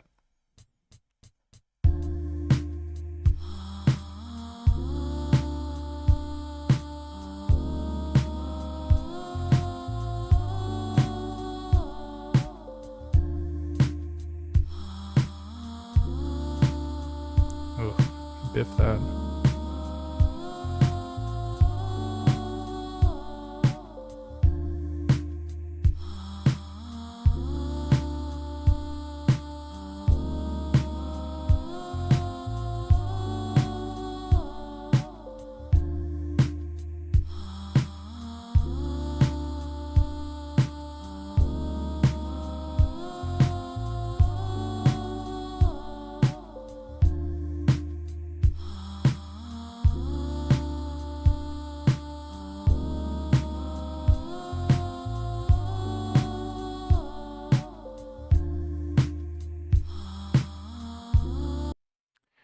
Is it not live recording with the P6? Dang, I must be messing something up here. Because yeah, I'm pressing the notes as it's playing, but I guess it's not inputting them. Or no, it definitely worked here. Let me try it again. 40, 41.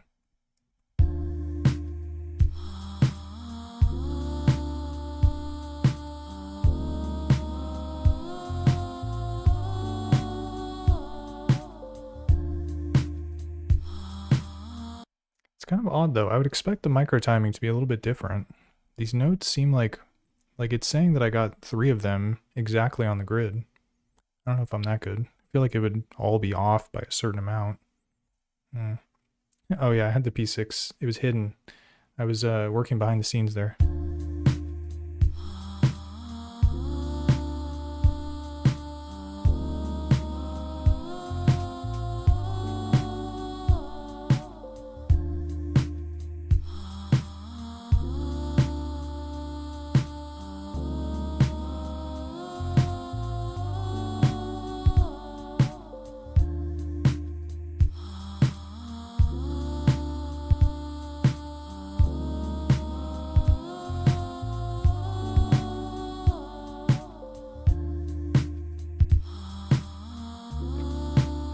Where I pressed the record on the P6, like thinking that I was going to record a P6 sequence. All right, let's get this going here.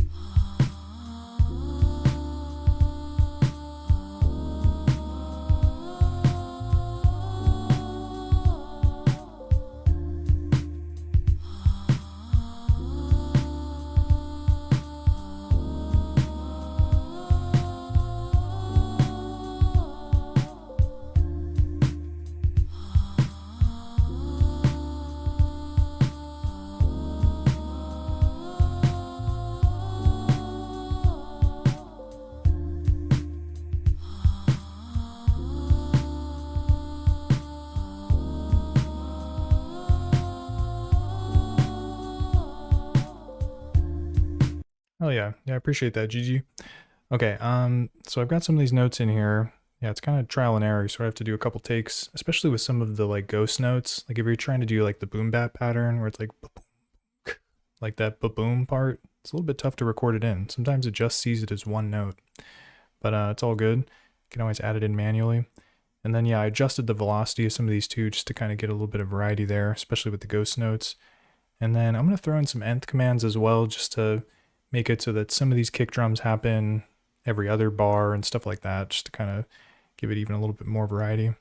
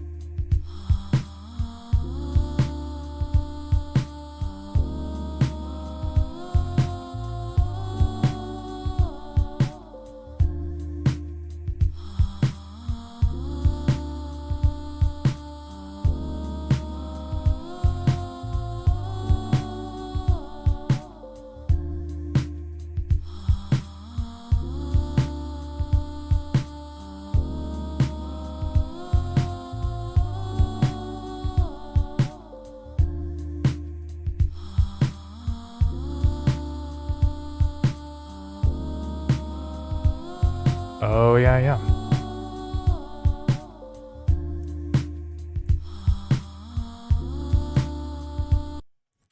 Yeah, so DiBiase's asking, nth is the randomizer? Yeah, so nth, it basically controls, it's not probability, it's like it can basically let the note skip certain steps, so or certain times that it loops. So every time the phrase loops, it keeps track of it, and it can have it so it plays like one of every 2 bars or one of every 4 bars or only on the 3rd bar of however many bar sequence you have or whatever. So it's kind of like I feel like there's a way to describe it. I think like Electron groove boxes can do it. Yeah. So that's how that works. So it's good for if you want to have like one phrase that just has like a lot of notes in it, and then you can sort of just space stuff out instead of needing to like copy and paste stuff over and over again.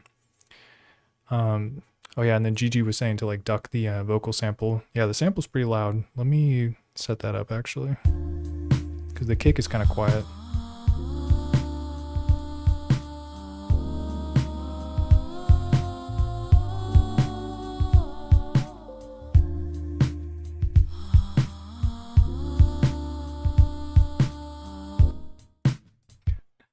Not what I was trying to do there. Let's see.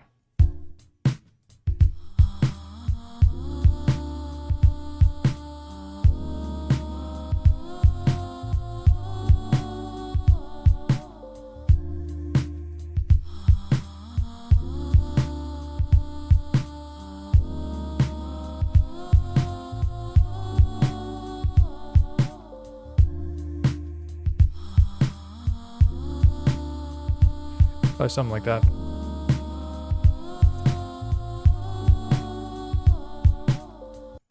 And then Raphael writes in and says, in order to make it swing, does the DEL have to be very low number? The times I've had the number high, it doesn't play. Yeah, it's kind of tricky. Basically, the way it works is, let me see here. I feel like the hi-hat track is probably an easy way to see it. Or maybe the kick. Yeah, so what you're setting this to is basically pushing it out that many ticks, which is like, the tick is like the, it's like steps in between a single step. So there's, by default, there's 6 ticks per step. So if you set this to DEL 5, it's going to come super close to the next step, but it's not going to appear on the next step. But if you set it to 6, that means it's going to start on the next step. So if you crank the DEL parameter like super high, it's going to wait like a ton of steps before it even plays the note. So I think that's what you're talking about, Raphael, is that it's, if you make this super high, it's just not going to play at all. So what you need to do is just have it be a value under, by default it's 6. So you just want it to be under 6 ticks. So if you have it at 3, it's like halfway between the steps. If you have it at 2 or 1, it's going to be closer to the step that it's on. And then if you have it at 4 or 5, it's going to be closer to the next step. But there's ways to have more ticks per step, which is what I've done here actually, where I have double BPM and then double, double ticks per step. So it's like, there's even more values that I could use DEL for. But that's kind of like basically how it works, is you just want it to be less than 6 by default. But yeah, GG saying nth is basically telling it to play every second, third, yep. Yeah, that's how it works. All right, dang, I forgot what this was. 3 maybe?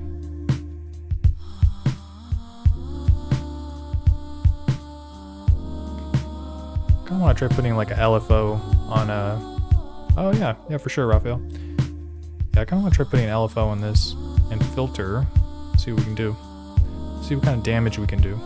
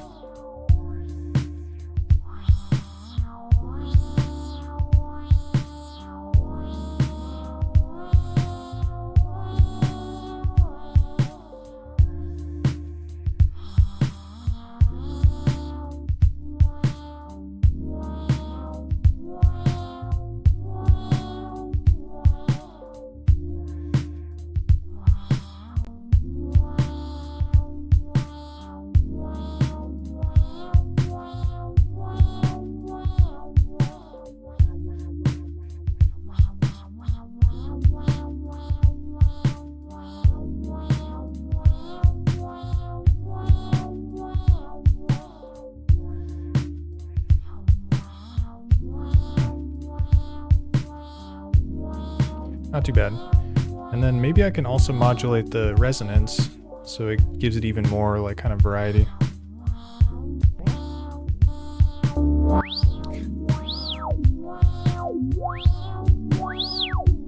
Get that nice wow whistle type sound.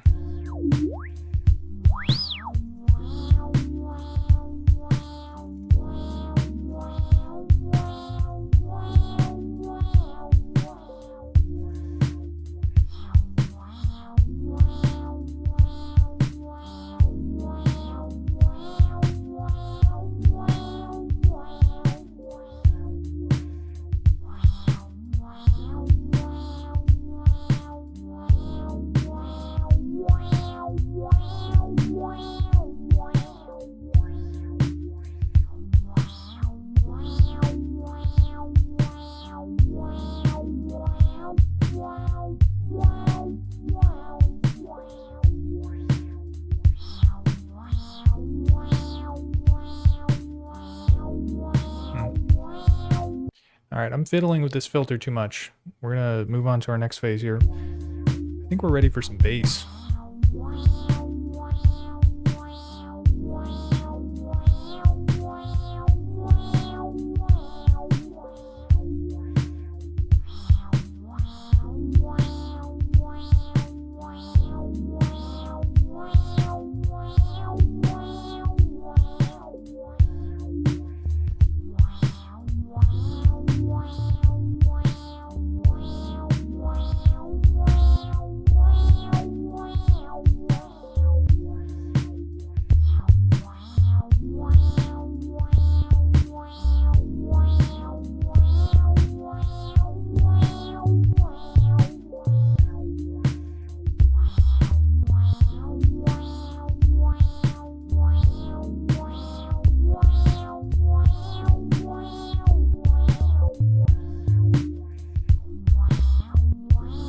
Yo, TD Owen Wilson like that. I got you, man.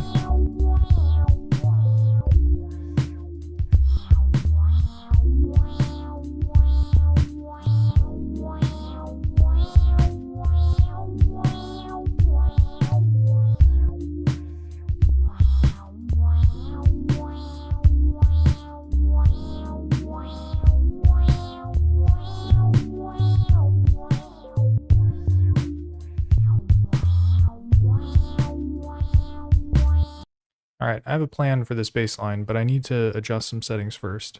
So the first thing I need to do is get over to the MIDI settings again. And I want to change this rec delay off. So right now it's just on delay, so it's capturing the micro timing. But I also want it to capture the note off, which is going to be good for the bass because there's some notes that I want to play and hold on to it for longer and others where it's going to be much shorter. So what this is going to do is, as I'm recording the MIDI notes, it's going to keep track of when I let off the note, so it'll give the bass a release at that point, basically. And then the other thing is, I probably need to adjust the envelope too. Oh, where am I? Okay. So yeah, on the mod page, I'm going to turn on the envelope, set it to control the volume.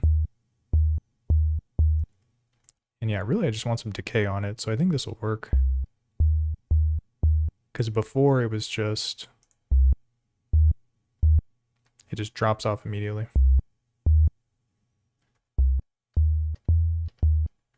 Maybe I'll add a little bit of hold too or something.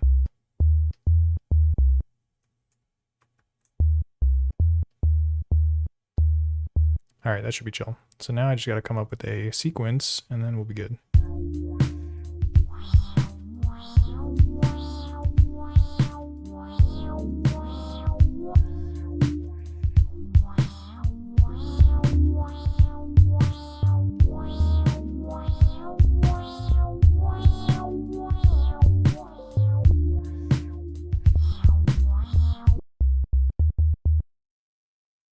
Something fishy's going on here. Let me double check. Maybe it's the envelope?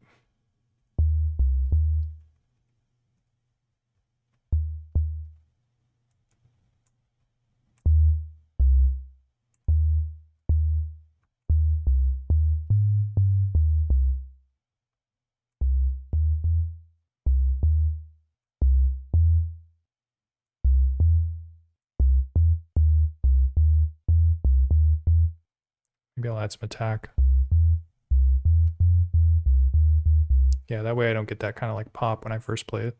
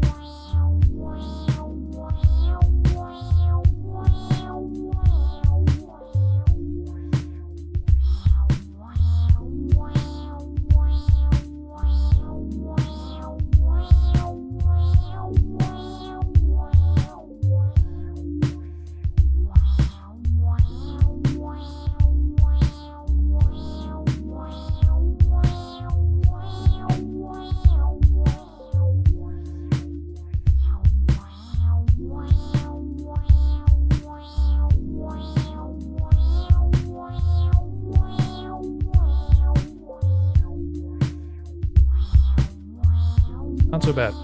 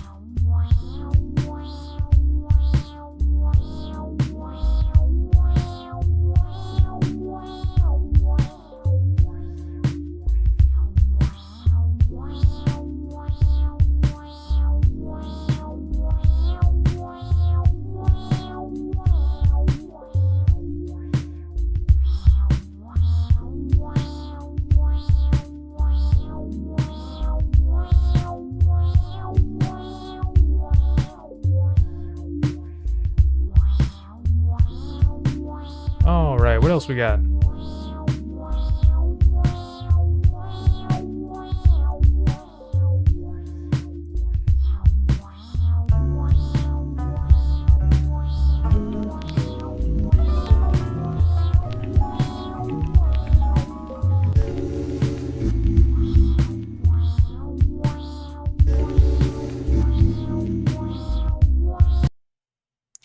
I'm interested in this.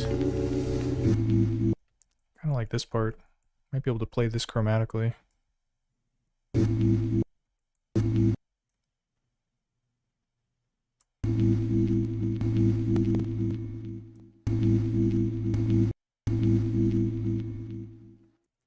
All right, crop it. And we'll, oh, shoot. Save a copy. Save a cropy. And then, what do we got here?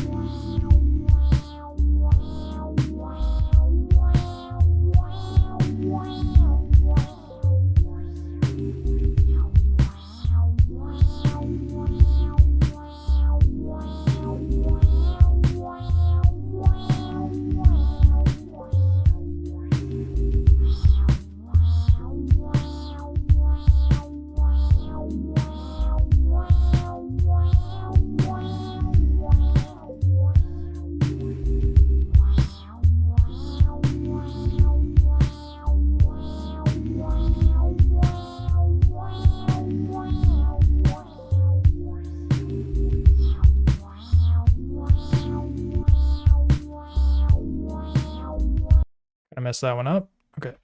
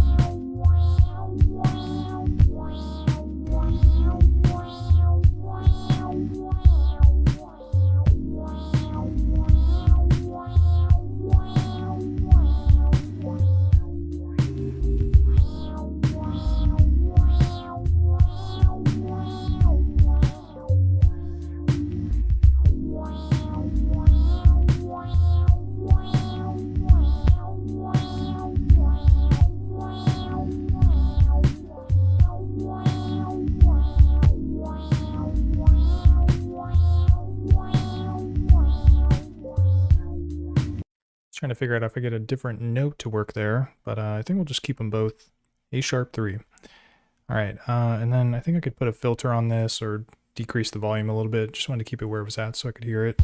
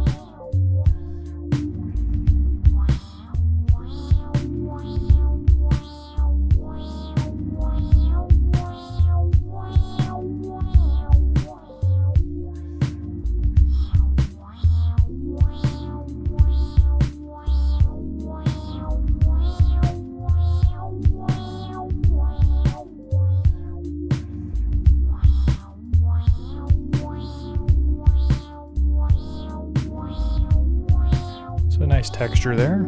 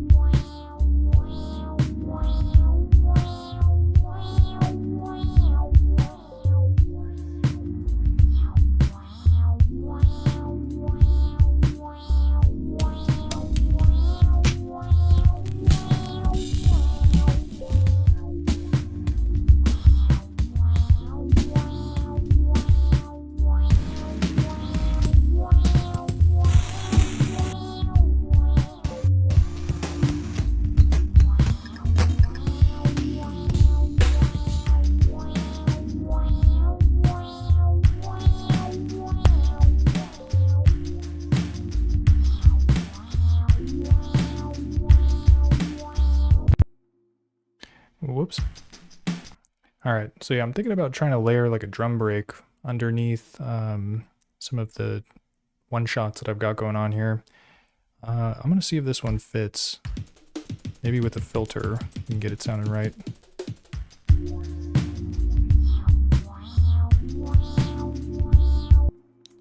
And of course I need to chop it. Dang, there's only two notes in this, or two, what you call it, sounds basically. There's the kick, the hat, and the snare. Maybe I'll just do it in 4. The lazy chop is to just auto chop.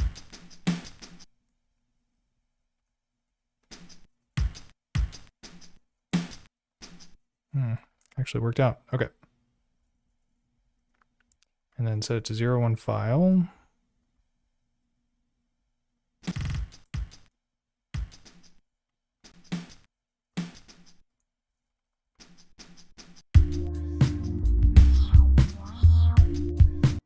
Oh yeah, it's gotta be like this.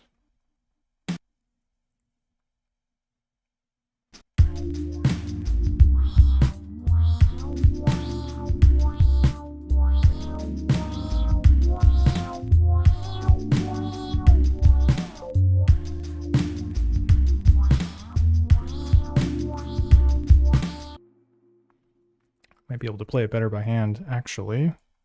So let's try that.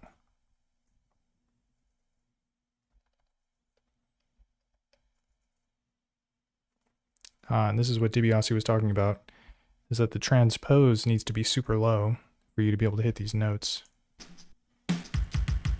Yeah, C1. Very low.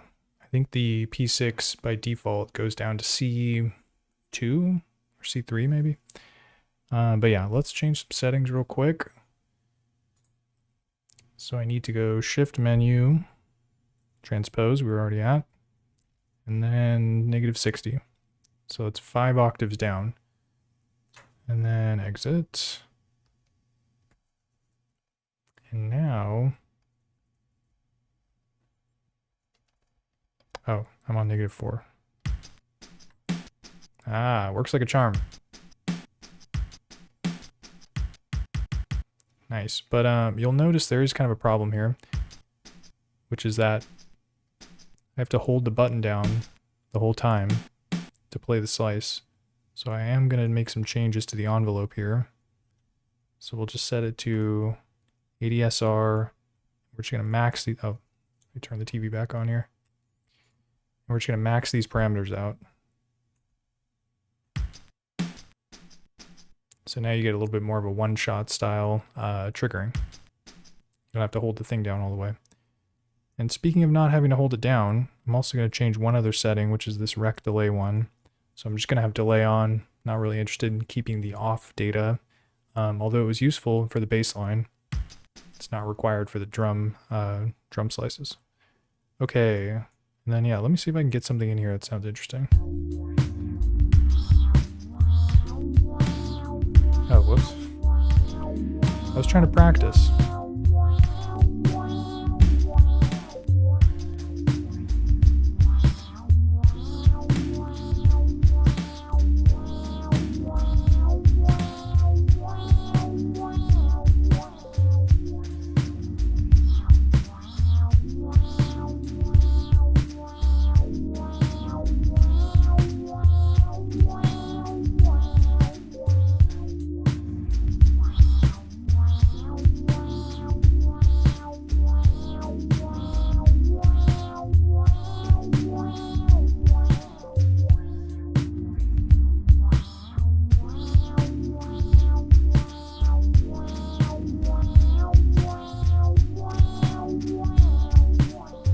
I was just kind of curious what it would do if I kept inputting the notes, and it seems like it made a big mess. This is tough because I'm not good at playing it left-handed, but I need to, maybe I have to go like this.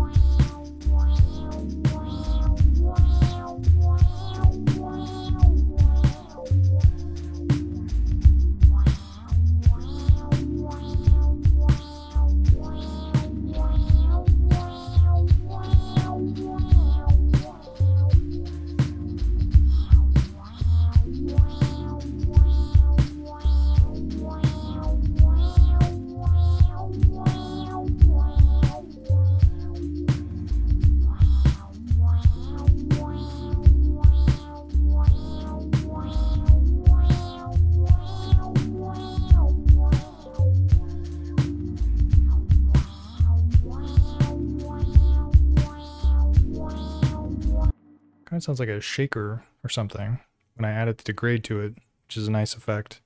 And then we do have slices that are like the kick and the snare,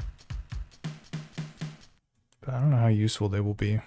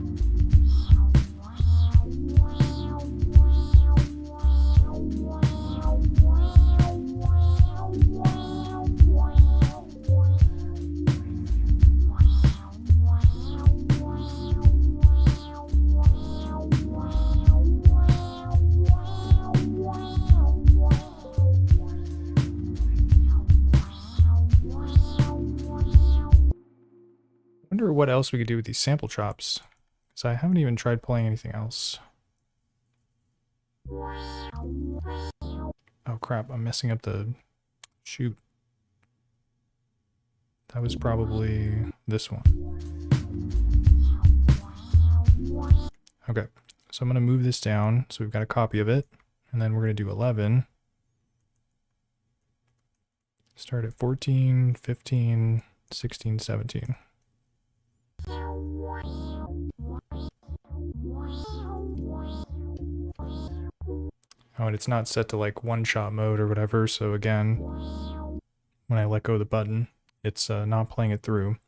So let's change that.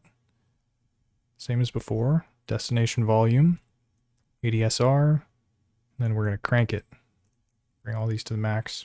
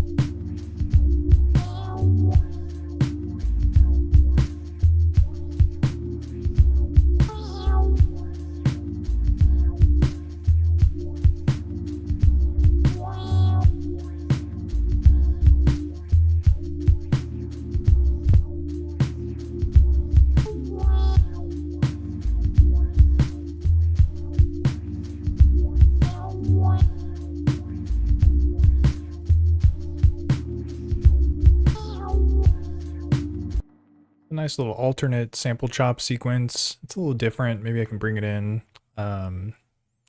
yeah, at some point in the beat just to kind of transition or move things around or whatever.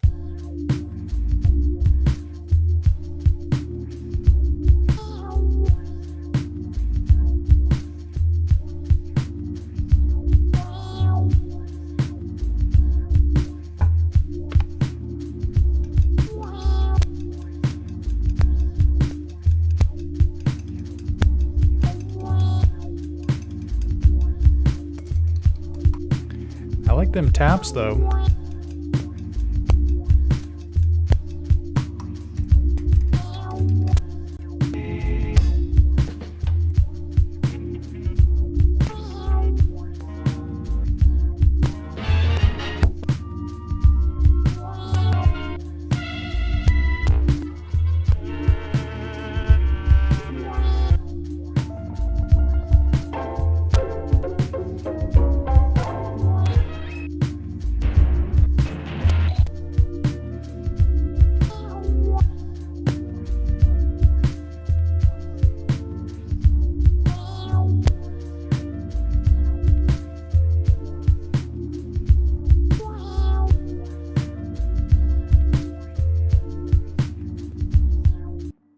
I think this one fits. I might have to do some work though. The first thing I'm going to do actually is set it to ping pong mode so that it plays backwards when it gets to the end. Because you can hear, I don't know, these kinds of instruments, it's pretty good to like kind of bring it back or whatever. Yo, be jamming. Hey, what's up, man? Yeah, holy crap. Yeah, it's like 2 hours, 44 minutes that I've been going. Probably going to wrap this beat up and then get me some food. But yeah, let me see if I can get this flute section or whatever this is working. Yeah, so that's where I want it to ping pong and go backwards. Because these kinds of instruments, if you play them backwards, they sound pretty similar. I don't know how to describe it, but this and like strings and stuff, usually you can just kind of go back and forth. Okay, so let's see here.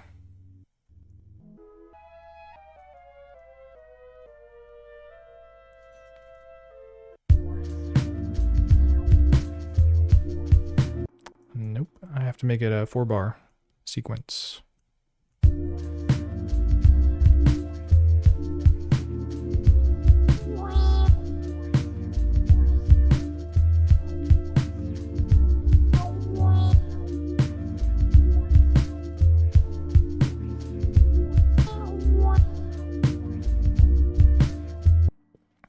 It gets desynced in kind of a weird way if I just let it keep ping-ponging back and forth, but I think I'm just going to do 2 bars. Yeah, it actually doesn't sound too bad. I might have to throw in some start commands to sort of fix when it's playing back and forth, but overall it's not too bad.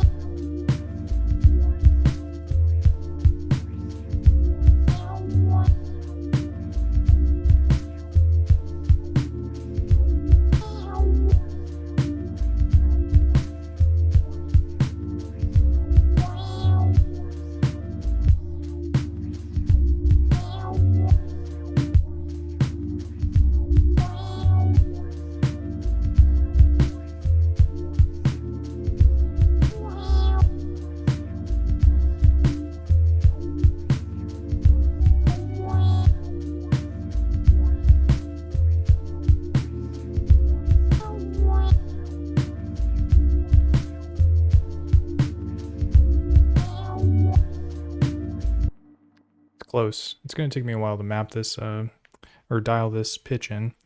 Yo, Louie with the pen. What's up, man? How's it going?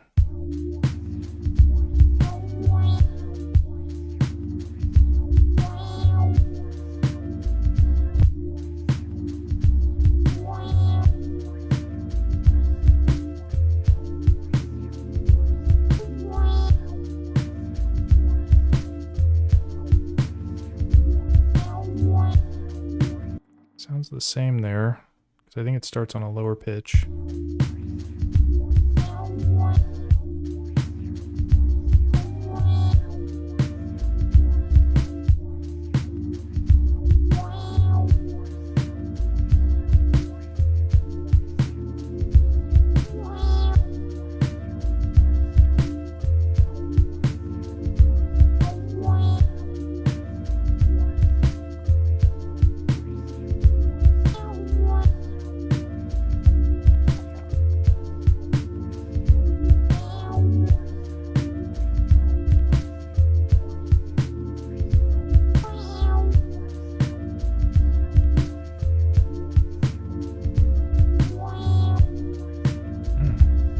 It's not too bad.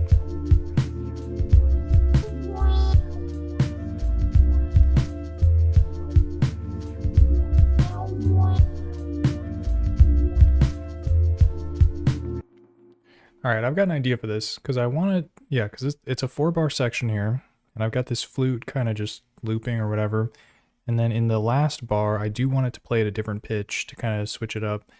And I want to like kind of fade the pitch in. Like right now it's just playing at a different pitch, but I want to try using a like a pitch bend or pitch slide type effect. And I've never done that before, so let's see if I can figure it out. Okay, so I know my desired pitch is -3. That's what we want to do on step number C. I feel like if I put some kind of PSL command. Okay, check it out. It says slide note, number of ticks to slide to given note. Number of ticks to slide to given note. So this is going to, a certain number of ticks become this note.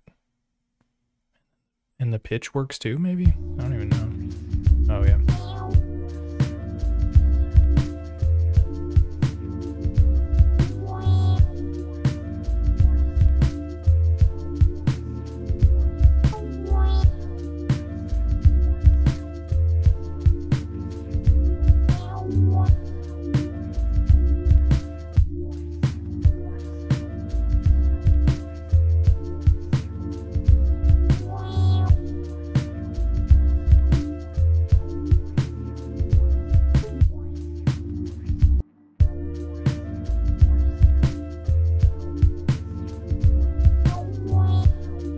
Whoa. Did something there. Okay, so I think I see how this works. So I need to put this note before, and then I have the PSL command, and then the PSL command will activate after however many steps or ticks or whatever that I set here. So let's see what it sounds like if I move this up to 1, 2, and then I set this one to do 2 steps.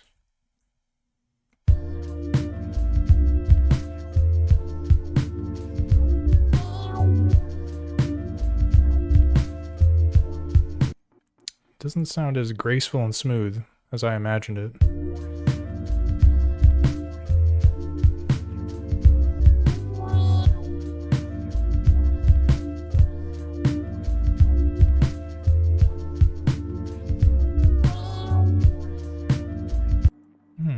That's interesting. Maybe I put a STA command in here too or something to start it off at the beginning. Because right now it's just dropping the pitch down from where it's at, or from where it gets to in the playback of the sample, but I want it to be from the beginning. STA, where art thou? Here it is. Okay. Try 2.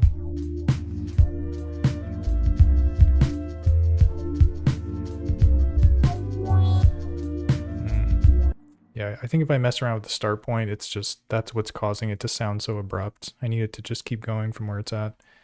Okay. So now I just got to figure out a pitch that works well here.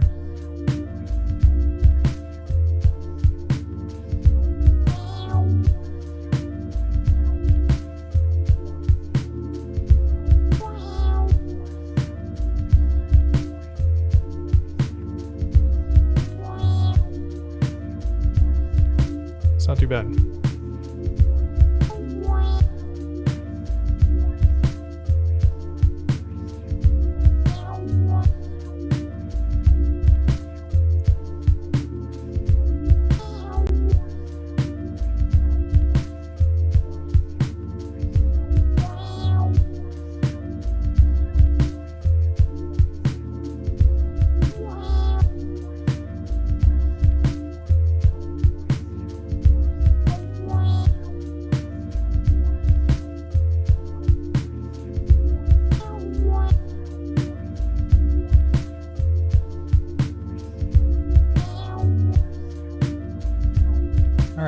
I can dig that. I think that's kind of working the way I imagined it to, which is to just like kind of bring the pitch down on this last bar.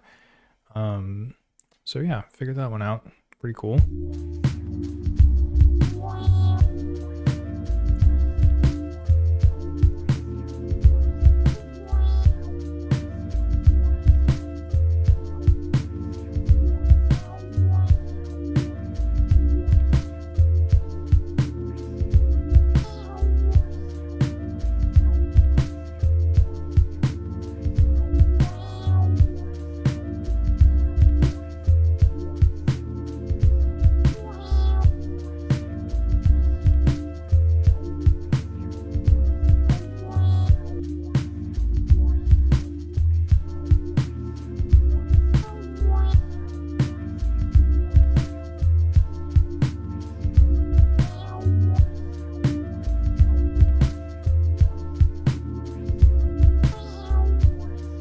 kind of nice with the chorus though.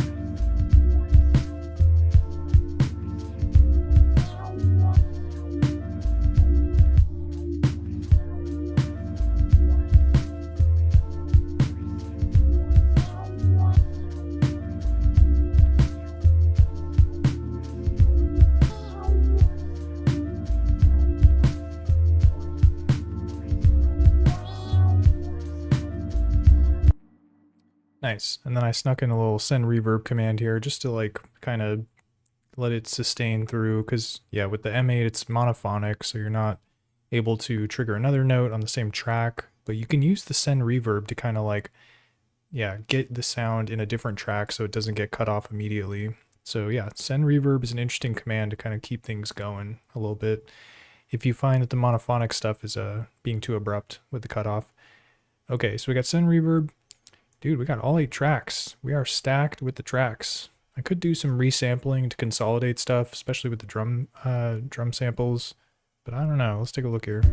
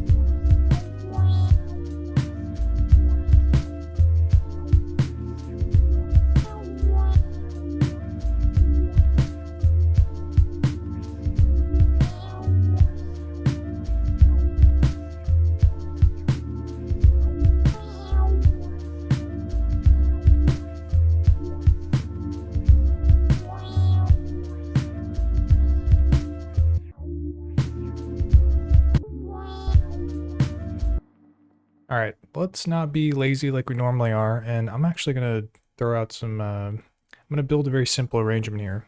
Yeah, usually when I make a beat on the M8, I'm just like, it's the top row and then it's done. But I'm gonna do 4 of these, get some 16 bars in the mix here. And then, yeah, I'll probably bring in that like flute section a little bit later. So we're gonna delete that. Go down to 0. And then, yeah, let's make sure everything's 4 long. So we've got 4, 4, 4, 4, whoops, and then 4. Okay, so that means that each of the rows is going to be 4 bars long, so it's 16 bars total. That's what's up.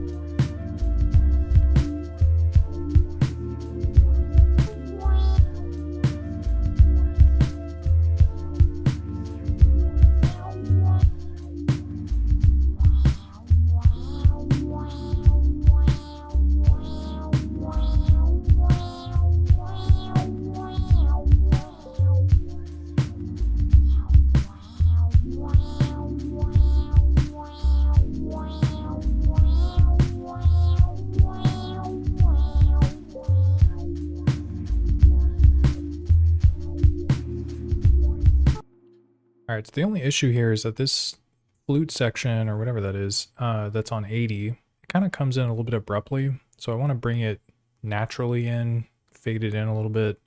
So let's think about how to do that. I think I'm going to clone it. So if you're not familiar with the clone shortcut, Shift, Option, Edit. And so yeah, that basically makes it so that 81 has the same contents as 80. But in 81, I want to change this. So I'm going to clone this too, Shift, Option, Edit. This is the first trigger. And then here, there's got to be like a volume command that I can do to kind of fade it in naturally. VOL. Or maybe I could, let me see if I have a, envelope on this thing. No, I don't. I was going to say I could put some attack on it maybe to have it fade in a little bit, but that's out of the question.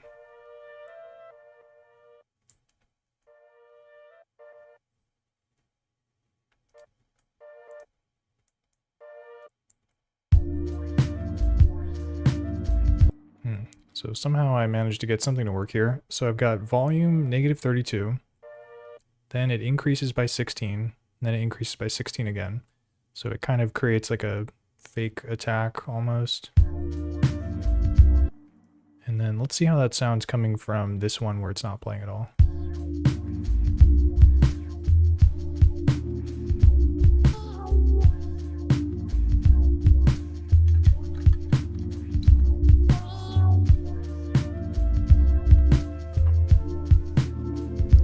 It's not bad.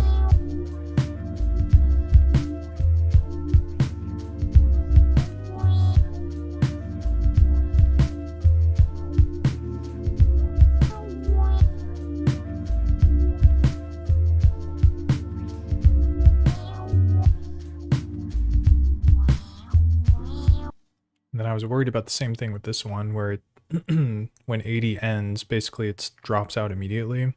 So maybe I'll just, yeah, clone this, and then instead of having it be off, we'll just do same trick here. Something like that, maybe. Let's see.